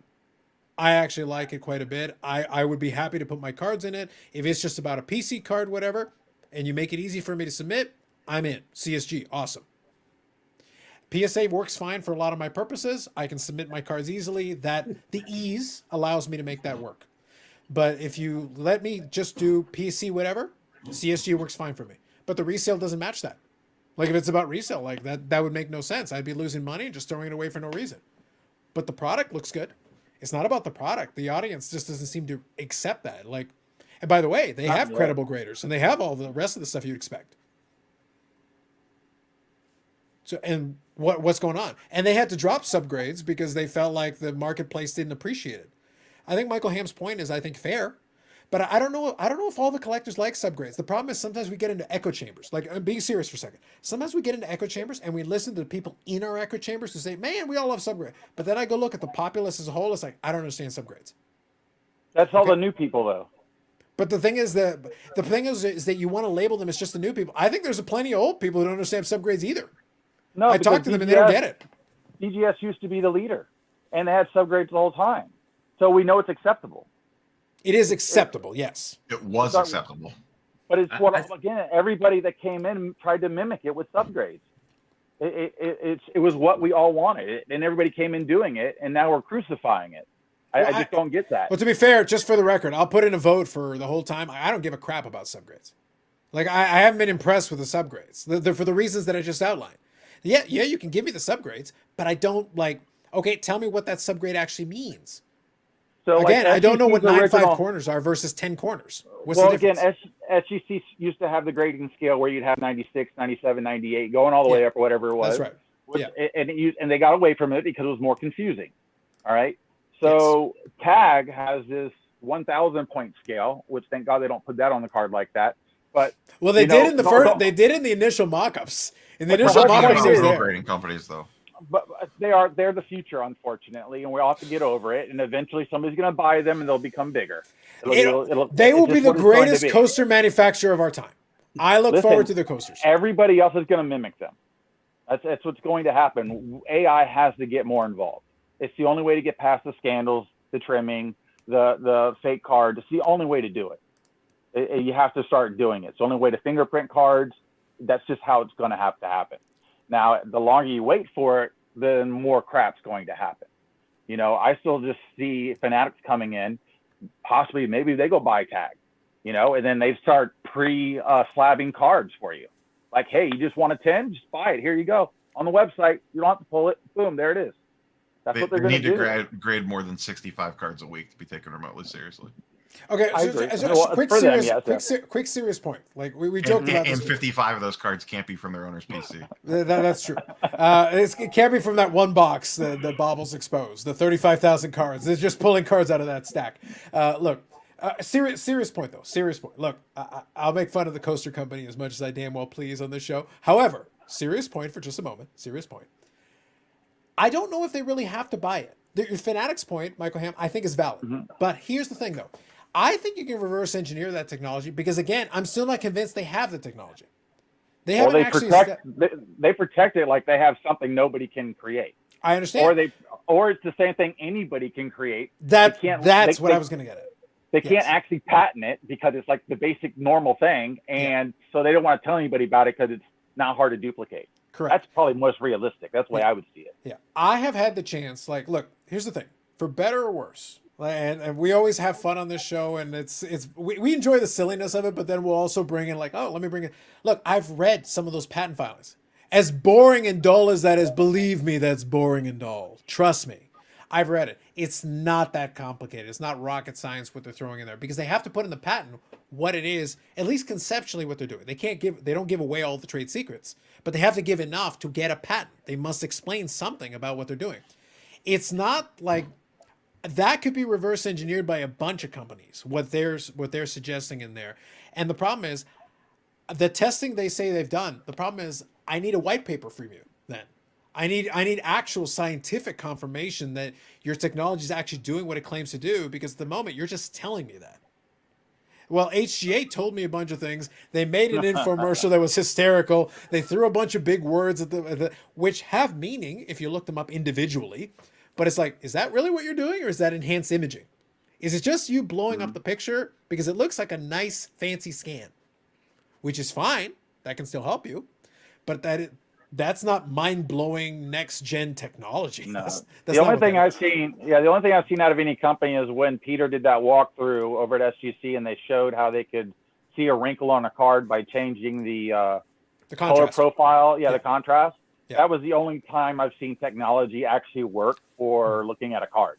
Yeah. I've never seen anybody show anything else outside of something on a phone that helps you with centering truly help you with a card.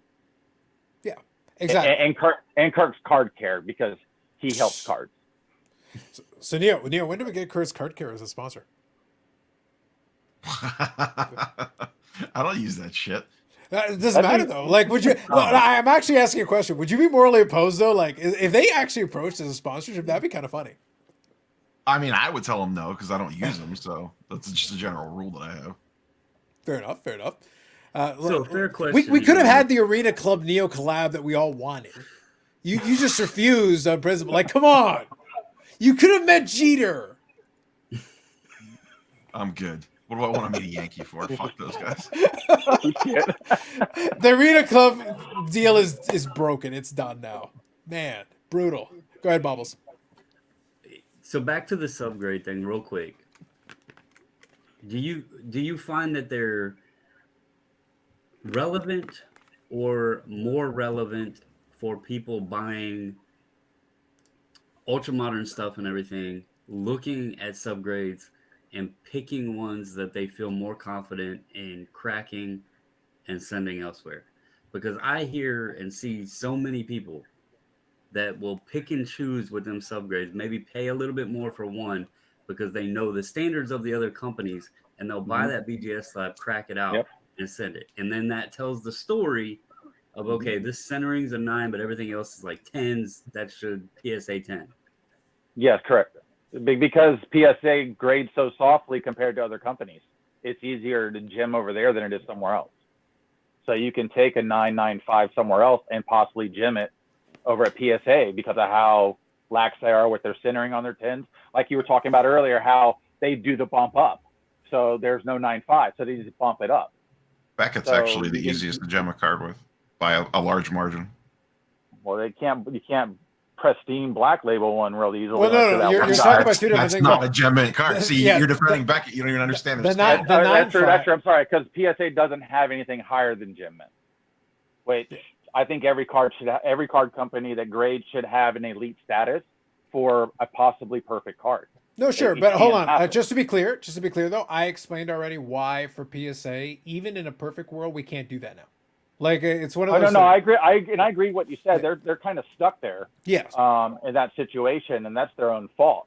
But Yeah. that doesn't mean it can't be the reason another company can excel past them by offering this. No, and Because that's fine. I understand it, but it's one of those things like we can't punish PSA conceptually because when they started in 91, the gem mint grade, just to be clear, history lesson for folks that are a little bit newer. I know a lot of the folks that have been around a while, they know this stuff. Gem mint wasn't a thing.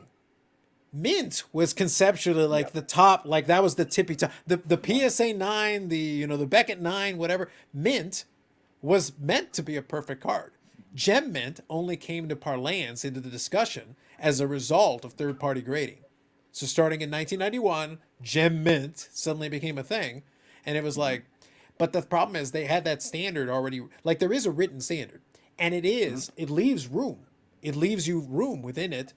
If you can play within, all you have to do is read what it says. It's like, oh, but they're so easy on the 10s. But here's the thing, though. As long as, based on that written definition, it falls under that criteria, it should be a 10. Now, you can say it's too loose. You can say it should be tougher. Fair enough. But right now, if they change it suddenly mid-flight, what do you do with the other 30 million cards that are already slabbed up based on that previous 10 standard?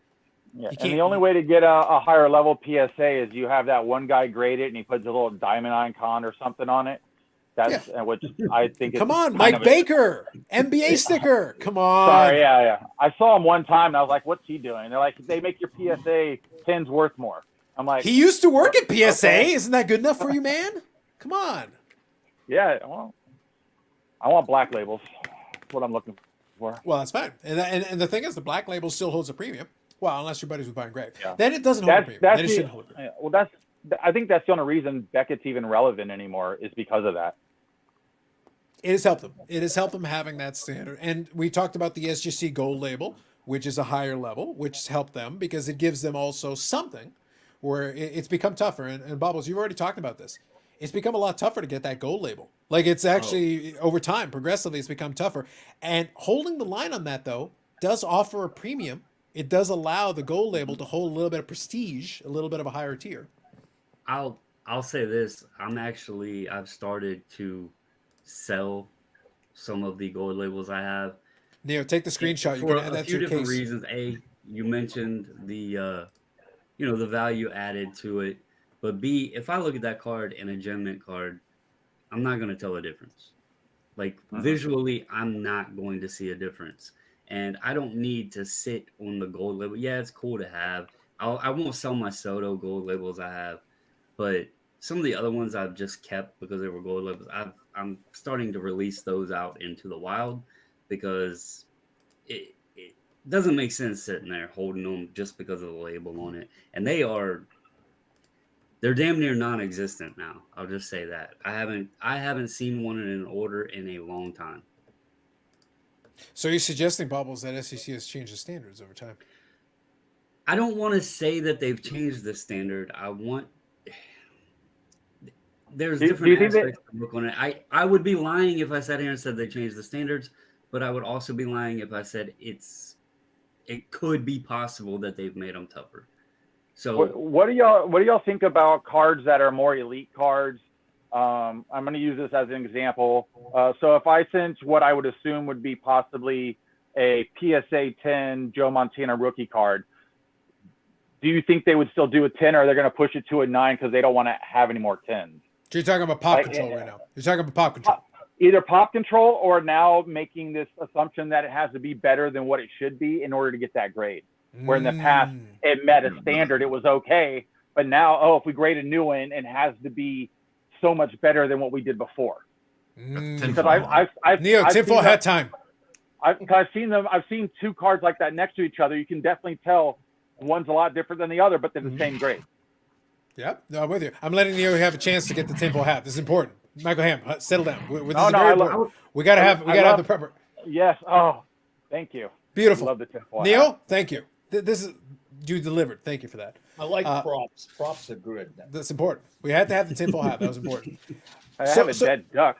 So here's the thing. Like, okay, so let me again. Part of my favorite thing about doing these live streams is that we like to oscillate between absolute absurdity, mostly Eric, and like coherent, sensible conversation. So we like to oscillate between. So let me start with Also coherent, mostly sensible Eric. conversation first. Let me start with that. I think it's real that as time goes on, a third-party grader starts to look at it and go, "We might have fucked up on that. We might have been a little too light, and now if we're going to do another 10, we got to make sure it hits the mark." For me, consistency isn't about, oh, it's light or it's heavy or it's too hard or it's too easy. To me, consistency is where you do have a written standard. My only question is, do you meet the written standard? PSA's written standard might be too light, and that's okay. But my question is, if I see a 10, does it meet what is written there? Is the centering within the tolerance written in the written standard? Is the flaws that are allowed within the written standard? As long as you've done those things, I can live with the 10. With the other one, sometimes it gets a little bit tricky. It gets a little bit murky because I'm like, okay, so what is a BGS 9.5? Like, what is a BGS 9.5? Well, it could have certain configurations, subgrades. We got a lot of versions that we could do, which would be fine. Yeah. But like, okay, but that's why I said earlier, like I wasn't joking. I don't know. As a 32-year hobbyist, I don't know what the difference is between 9 corners, 9.5 corners, and 10 corners. I don't know what that means. So you can give me the number, but I still don't know what that means. Centering, I can probably figure it out. Okay, centering, I can figure it out.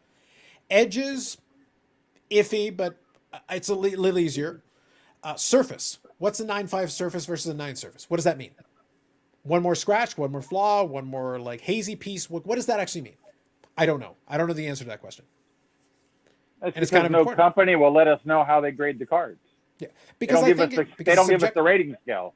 Yeah, and the thing though is we go to the mechanical But one. actually, Like, go ahead. they all do have their standards up. The only one that I haven't found is Beckett's. Yeah, I just But- don't know what the number scale is to make a card change. Like, what severity is this corner going to make it drop? A half a point, a full point?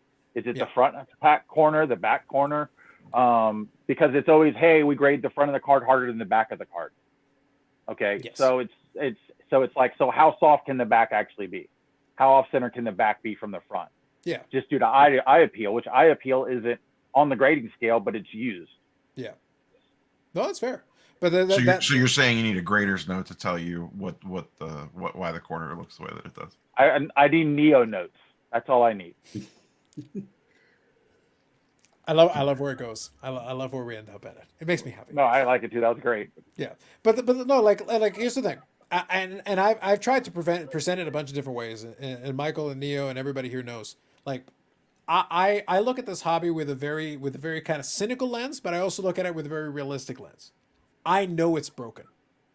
I am telling everybody it's broken. I am telling the new people if they ask me, I'm telling them this is broken, guys. It's fucked up.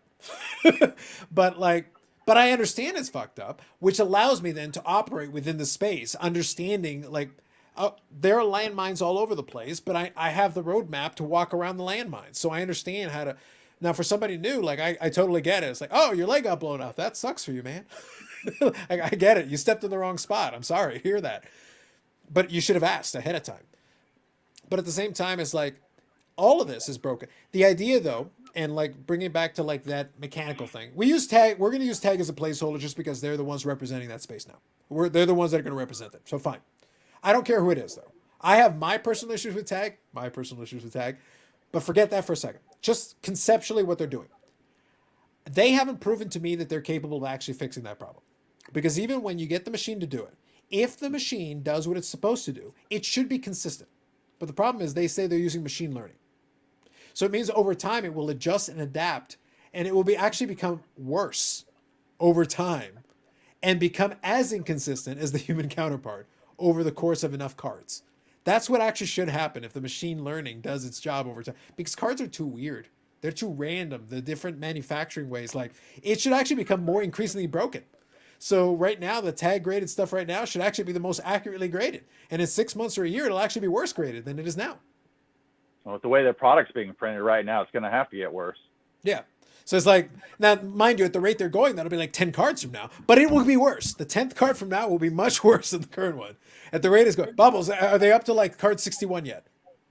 62, 63? They have done a total in their pop report as of December 20th, 3,758 cards. Okay, can I give a number for context, okay? So everybody here. We talk about, my buddy Brad and PSA Canada and everything. Okay, cool. At the Toronto Expo, they took in 20,000 cards. They're one bulk submitter in Canada, in a population size 1/10 the size of the United States. They took in 20,000 cards in one weekend. It was crazy. And Tag is graded less than 4,000 cards. Well, I mean, HGA is grading more cards than Tag in a week. That tells you everything you need to know. Like, I don't know what to do for you. I don't know how to help you to explain this and make it more clear. Like, you don't even understand the scale, the levels we're talking. That is one bulk grader in Canada in a smaller market, 20,000 cards at one specific show through the door and over to the company. I'm fairly The confident. fake version of Tag is grading more cards than Tag. Yeah. Well, didn't he I'm also pretty sure say we've they been doing haven't it turned the for- machine all the way up yet? Oh no, the machine is not hit all the way its full power yet. Yeah. Wait until its power reaches over 9,000. It'll be amazing. Amazing. Yeah, Tag grades like a DBZ fight. The problem is it does grade like a DBZ fight. So we're on like episode 4 of 457. My younger brother had VHS tapes of that shit, and I would keep walking by and go, "Is this the same fucking fight?" It's like, well, yeah, but they got a couple of episodes. Oh my god. When does it end? Does anybody win? Next time on Dragon Ball Z. Oh my god. But this would say, like, the hope is that this is supposed to help. This is supposed to be better. I'm not convinced yet. Also, by the way, I'm not convinced they can actually do what it says it's going to do because the evidence provided is actually kind of weak. So I'm like, maybe they suck and they just won't admit it yet. So maybe they're not the solution. Maybe somebody has to reverse engineer. I think they're just the beginning of the solution. And if for somebody that's been working on this for 10 years to be putting along at this rate is kind of a joke. Yeah. In my opinion, I like what they offer. I like what they're saying they're offering. I've only seen one slab in hand one time before. I did like it. But it's great they're innovating, but they can't produce with innovation. It's useless. Yeah, I think that's fair. I would be willing to bet that Genament probably does 75 to 85% of what Tag does. I think at least they've been working on the concept. Now, in fairness, again, being 100% transparent and fair, I believe that, like, using the PSA announcement from this past week that we got a chance to talk about and like milk free views out of, it's great, it's fun. But the thing is, they'll change their mind. Just to be clear, that's not the end of it. There will be more updates and more changes and all that. Now, I do believe that more communication would have been better, but that's with almost everybody. Like, we made the joke earlier. Okay, so just so we're all on the same page, so you can realize we all give everybody flack equally. Okay, PSA should have done a better job communicating. The set registry guys have been screwed over. They need at least some kind of word on it. Number one, SGC. Peter's been promising all kinds of shit for years now. We're waiting. Whenever you want to do it, new holder, new anything, something.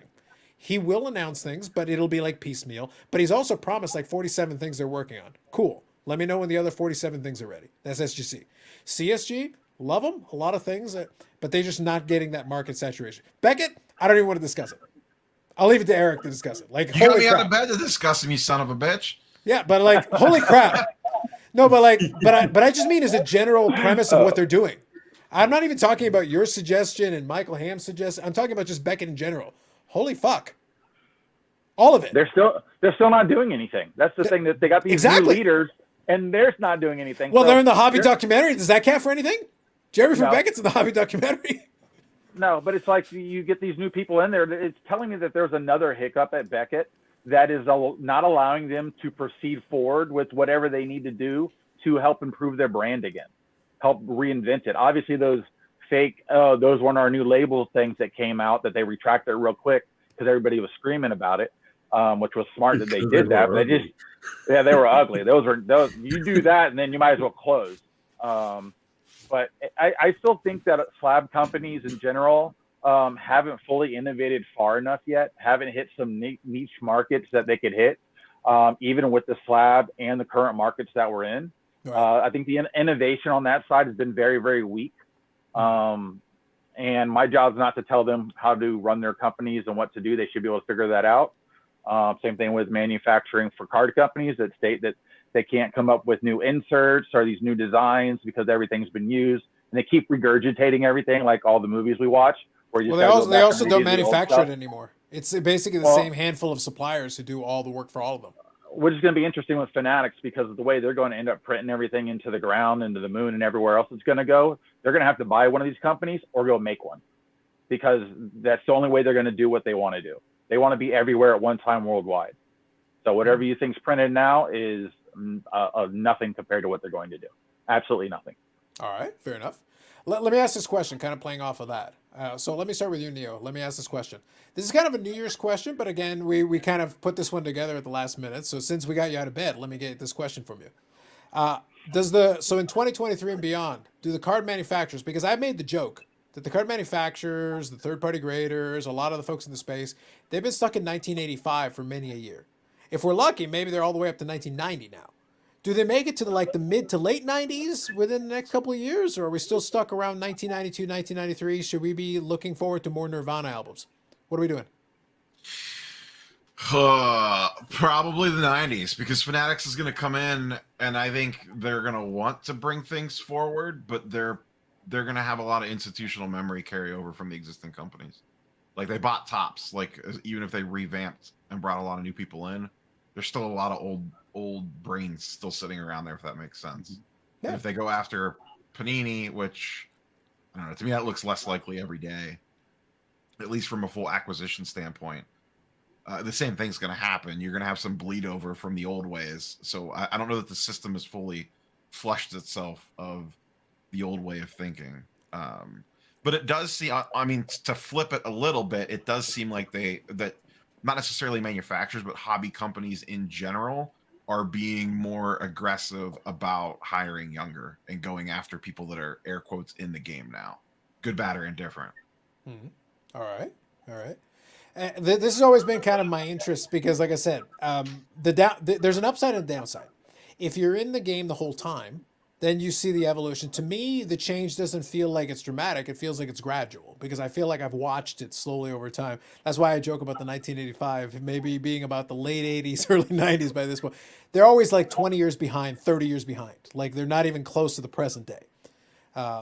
And that's always the way I visualize this hobby. And it's very interesting now. Like, hey guys, we got a new innovation. It's like, oh great, you're up to 1991. Congratulations, that's amazing. Now, Bobbles is the young man here. Are you seeing innovation? Are we hitting the next level? Same question. Like, do you see it moving forward faster, or are we still moving one step at a time? Personally, I think we went backwards. I mean, to Michael Ham's point, and I've done a video touching on it. The cards, like we had the junk wax era, and yep. I did a video basically saying that the junk wax era might have actually been a great thing because it kind of forced the companies to become creative and create some of these inserts that we all love today and that people hunt for and search for. Today, we're getting, I just think a lot of them are the kabooms. How many times are you going to do that? How many times are you going to do it downtown? Then you got Tops coming out with the, I can't think of the name right now, but the one they did that's just like the downtown. And it's like, when can we get something that's actually takes some thought, some creativity? That's why I praised Upper Deck a little bit, because some of their inserts were a little bit better and a little nicer than the usual thing they put out. But overall, it's like it's boring and the same old stuff in every single product year after year after year. I mean, throw some creativity in it. Hell, it's not hard to Photoshop. Mm-hmm. So. There you go. Fair enough. All right. So what I'll do is, Michael Ham, I'll finish with you. But Eric, you're for you, 1985 never ended. So how are things going for you? Do you know that new cards are still being made today? No, I'm actually holding. Yeah, that was the answer to my question. Yeah. Michael Ham, same question. Go ahead. I know you nodded for some. I needed to give Eric a moment to prove to us that he doesn't know that cards are still being produced today. So They're same just gonna question. they're gonna keep regurgitating the late '90s, early 2000s stuff moving forward. Because as soon as you can make Topps Chrome basketball and football, you're gonna have all the retro versions of it, and You it's are. just gonna be the same thing all over again. We don't innovate with the inserts really, truly anymore. Part of the most exciting thing about certain inserts or cards for any of us is the eye appeal, the artwork or the style. And I just think they've gotten lazy with that. You know, if you make a card, even if it's a player you don't like, but you like the way the card looks that much, you're still more likely to either collect it or go after somebody in the set. And I don't feel that way about almost any inserts anymore. Like Bottles was just saying about Kaboom and Town Towns. It's literally a cartoon image on top of a hologram foil, which even holograms, which Upper Deck was the leader of for a long time, really hasn't been reintroduced into the hobby with the new 3D motion and stuff that they can actually do. That's molecular, that is a hologram, that is also see-through, that you could put on an acetate card to make a piece of art that could be autographed. I mean, these type of things, they just don't think. They're lazy. They're boring. Now, does that Make change something as long fun. as the manufacturers don't own the manufacturing facilities anymore? But I mean, back when the late 90s, early 2000s, they're like what I was talking about with the Fleer metal. If you go look at the 90s Fleer metal versus now, where you had all that artwork going around the player, interacting with the player on the card, and then today it's just the player slapped on top of a chrome card with a little design in the back. It's lazy. No, I get it. But the reason I'm asking the question the way I just asked it is that at the time that you're talking about, the manufacturer actually owned the manufacturing. So when they did the product, they had the supplies, they did all that. They actually manufactured. The current manufacturer is now being outsourced to a supplier, and all the manufacturers are being outsourced to effectively a small, short list of suppliers who are making it for Panini, who are making it for Upper Deck, who are also know, and making it for Topps. I agree, and that's why we complain about product control and quality. But they're the ones that have the problem, not Topps and Panini, the manufacturer that's doing it. But at the end of the day, I see a person making cards on Instagram that look better than half the crap that they're putting in the product today, and they're doing it at their home off some stupid little printer. Where you have this massive company that can probably press a button with the design on it, and this machine spits it out. So I think it's just cost and laziness. There you go. That's fair. The reason why I asked the question is because I always kind of push back a little bit. I remind is like, you guys know that all of them are coming out of the same factory. It doesn't matter which manufacturer you pick; it's the same factory. Aren't there only two main factories now? There's a handful. I know Upper Deck has done some work with a supplier in Italy, so they have contracted somebody out in Italy that does do some of their cards, and some of that stuff is okay because but they have to go and find somebody who can do it. Look, I'll Whatever put it this way. happened to the factory in Texas that Panini used to use? I really don't know. If you look up, there's a YouTube video for that. If you type in Panini like card making or something, Yeah. there's a video that actually shows this interior where they're printing all this stuff, cutting it, wrapping it, everything. Yeah. And it was out of Texas. No, for sure. I think unfortunately there's less of them than there were before, and I think that's become a problem. Look, I'll put it to you this way: when I was having a little bit of fun, I was chatting with Billy Celio from Upper Deck, who did the AEW products for Upper Deck and that thing. And one of the parallels they have, the foil on it is basically the Kaboom foil, and it's literally the same foil.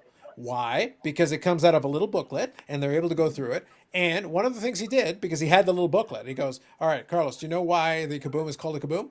You flip through it in a little booklet. They've got names on all the patterns. The pattern is called Kaboom." Makes sense. Creative, right? I thought they were just playing off of like NBA Jam and just using a different word. It's literally, Really, if at the end you of the go day. order that foil from the supplier, the foil is called Kaboom. You can order the Kaboom foil and have it on any card you like. So in the future, we're gonna have Boom Shakalaka foils. And we can only hope. I would love it. I'd be all over that. Yeah. But that in a nutshell is the point. The point is it's inside of a little swatch book of different foils, and this version, that version, that version. They go through. They're all picking from the same foil. If you went to do your house, you're like, why do all the houses look the same? Because you're all picking out of the same swatch book.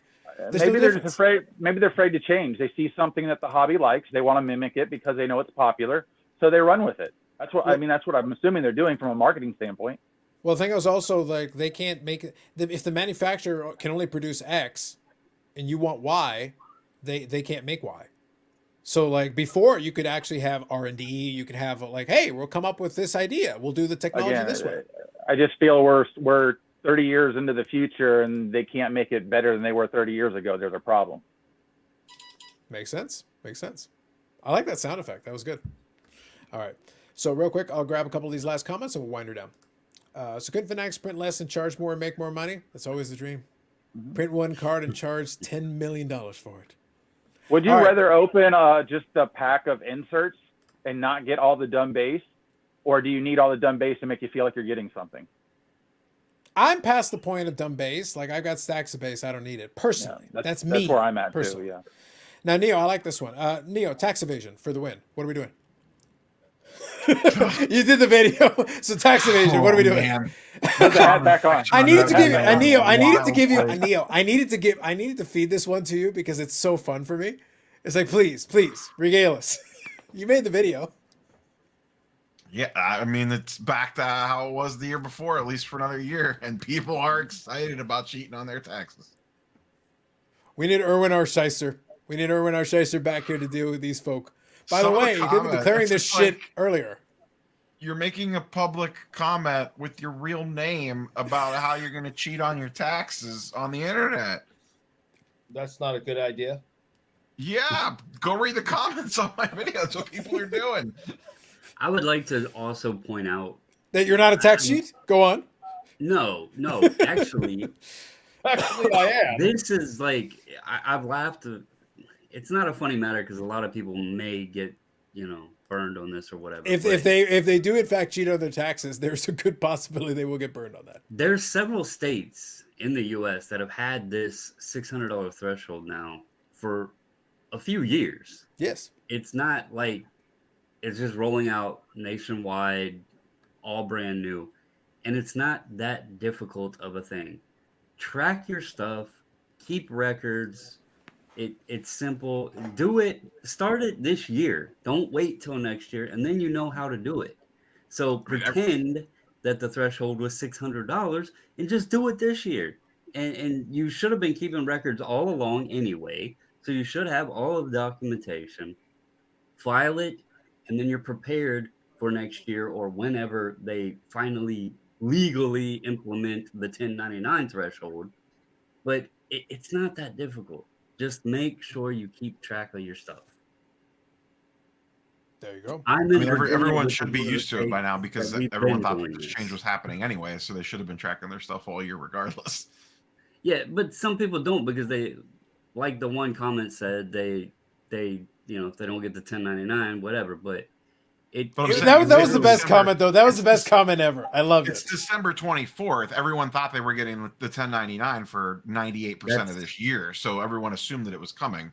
This really That's came out my of point. nowhere.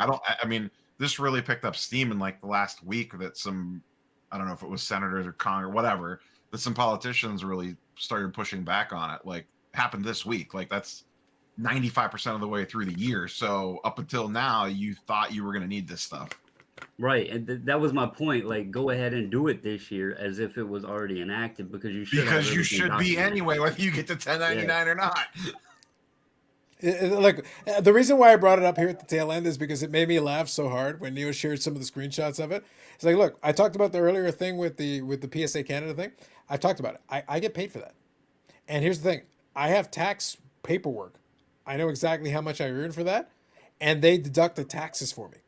Because I asked them to do that because I don't want to deal with the consequences of the alternative. It's a little side gig that I'm doing. But guess what? Every dime is accounted for.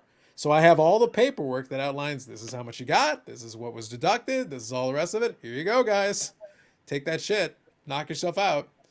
It's like, it sucks. It's unfortunate. But at the same time, it's like, it's better than the alternative. I don't want to get a nasty surprise and a question that I need to answer. And the software nowadays makes it pretty easy. Like, I have QuickBooks. It's tied to my PayPal account. I use my PayPal and one credit card for pretty much everything. And it's all tied into there. So the transactions automatically go in and you just go in and flag them with a little thing of like, this was a shipping expense. This was income. This was materials and supplies. Yes, I agree. And then I it spits agree. out a report at the end of the year. And keep your receipts and stuff so you can show all of that. But you said Yeah, and PayPal, that's even easier than ever already now in there, because but 95% of the shit that we're buying is all online. So you just take a screenshot of your thing and throw it in a freaking folder.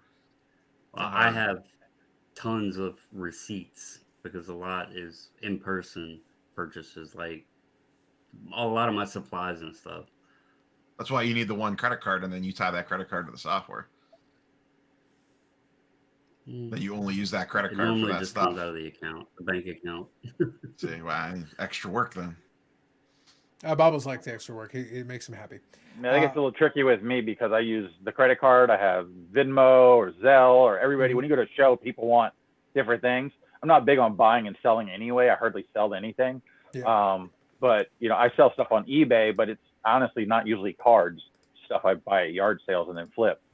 So I've been used to that for 20 years. So this I don't even really write down that I do anything. I just kind of do this for fun right now. Well, I think that's the thing though. Is like the reason I brought it up here at the tail end is because it was mentioned, but also at the same time, like there is a common sense element to it.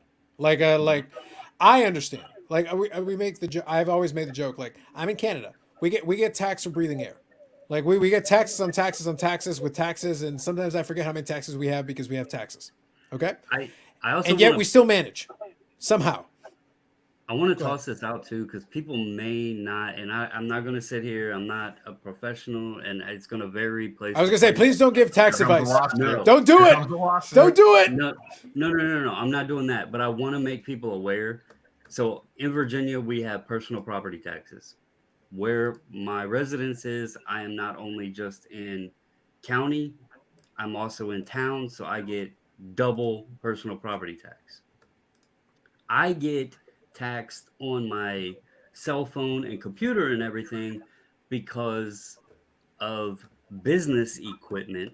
So I have to pay personal property taxes on anything that they put in there as my business equipment, even though my cell phone is personal use. My computer I also use as personal use, but since I conduct business on it as well, I get taxed on it. So just be prepared for that as well. When all this stuff comes in, they can tax you as personal property for running a business as well. And Yeah, that's something if you have an I didn't LLC, know all that that they stuff. would do. A lot of people don't have LLCs. Yep, that's fair. All right, let me do one more thing here, and then we'll wind her down here. So this one here, DR says, would the car show scene have crashed harder if the 1099 had shifted up to 20K this year? I don't really think it would have made that much of a change, but Neo, any thoughts? Michael, any thoughts? Nah. I don't think it would have changed anything. They're going to sell to sell. They're going to make their money. They're going to do what they're going to do. That's not going to change anything. I agree with that. I agree. All right, cool. So I'm going to. Oh, here you go, Bob Jackson. If you have any questions, contact a professional. Facts. Correct. Here's the thing: if you legitimately And are they're helpful. if you're, by the way, if you're legitimately making any serious money on cars, like seriously, it is worth its weight in gold to actually talk to somebody who knows what the hell they're talking about with this stuff, because they can probably help you set things up in the way that makes the most sense for you in your jurisdiction. Because I don't know your tax situation is. I know my tax situation. I know what I can write off because I've dealt with that for years. But I can't answer for you in your state or wherever you are. Like it's not, my rules are not your rules, and your rules are not my rules. So I would never be able to speak on yours, and you can't speak on mine. Yeah, But we could there's be somebody- neighbors, and depending on what we're doing, the answers could be different. Totally, 100%. Like And it is LLCs worth make some sense, makes tons of sense for some people. They make no sense for other people, depending on your situation. Like that's just like one of a billion different branches that you could head down. Correct. Now, the good news is there is one bastion left that is a tax haven, and it is something that is not an issue. And that is if you hit the like button. Because if you hit the like button, then I charge Eric, and that is tax-free for you as the person hitting the button.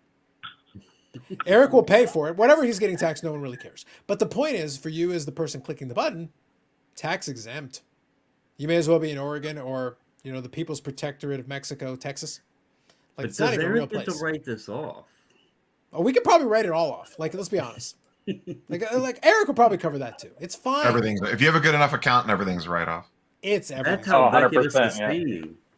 Yes, We've We've sure. done solved the mystery. Beckett is sustaining because Eric is using the like button as write-offs, and that's why he's going around doing so many different channels. Yes. Now you get it. Oh, man, It all we've makes done- sense, right? Figured it all out.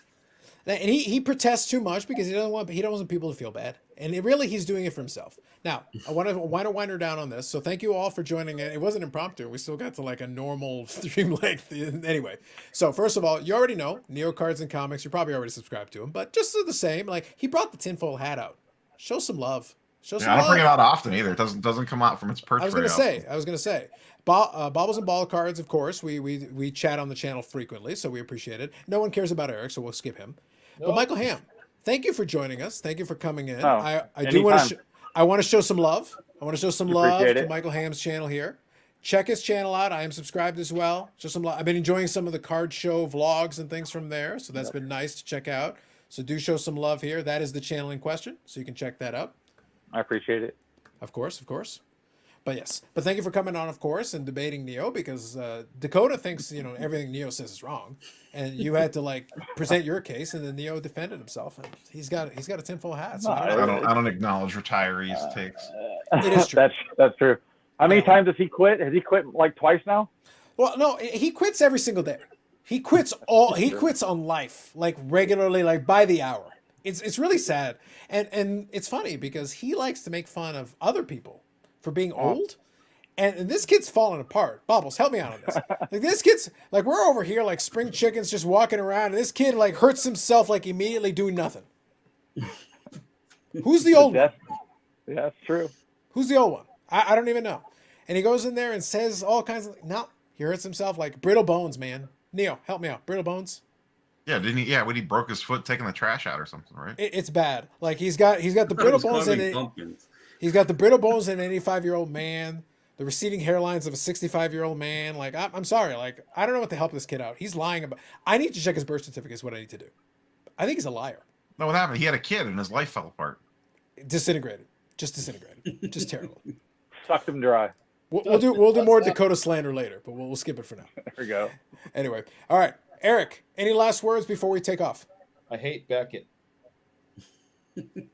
I like it. I think that's fair. All right, y'all. Thank you for joining in. Appreciate you joining chat. Thank you for joining. Thank you for Sports Card Radio for popping in and adding some comments as well. So bonus for everybody. We got the whole gamut. All right, folks. Have yourself a good weekend. I'll be back on the Saturday. We'll do the Christmas Eve episode. It'll be That's special. today now. Well, it is now. Yeah. So I'll be back. Well, they're going to get a cameo from Carlos Sr. probably. So that's going to be a bonus for everybody. So that's going to work out. It'll be fun. We'll see. The problem is I still don't like the transition from one day to another. Like for me, it's all the same, Neo. For me, it's all the same. I just roll into You're back one in day. like 16 hours, I think. 16 hours. I'll be back, and then we'll do it. I don't But it know will be if a I hard can cutoff convince you to to do this again tomorrow night. It's not like you worked that hard in this one. Like you paced yourself beautifully. Yeah, it's been a long day. I worked like 10 hours today, so Work. Well, how many hockey players are you harassing? I did not harass any hockey players today. The restraining orders are still pending. I was on the phone yesterday with Marcel Dion, wishing him a Merry Christmas. Nobody knows who that is. Was that the person who got the first 3-pointer? So I didn't bother anybody today. You say so. Whatever you say, man. Anyway, some of us will be back on the evening, Christmas Eve. We'll do it, and then we'll do Christmas, and then we'll do New Year's Eve after that. All right. The rest of you, have yourselves a good weekend. We'll catch you later. Take it easy. All right. Good night, guys.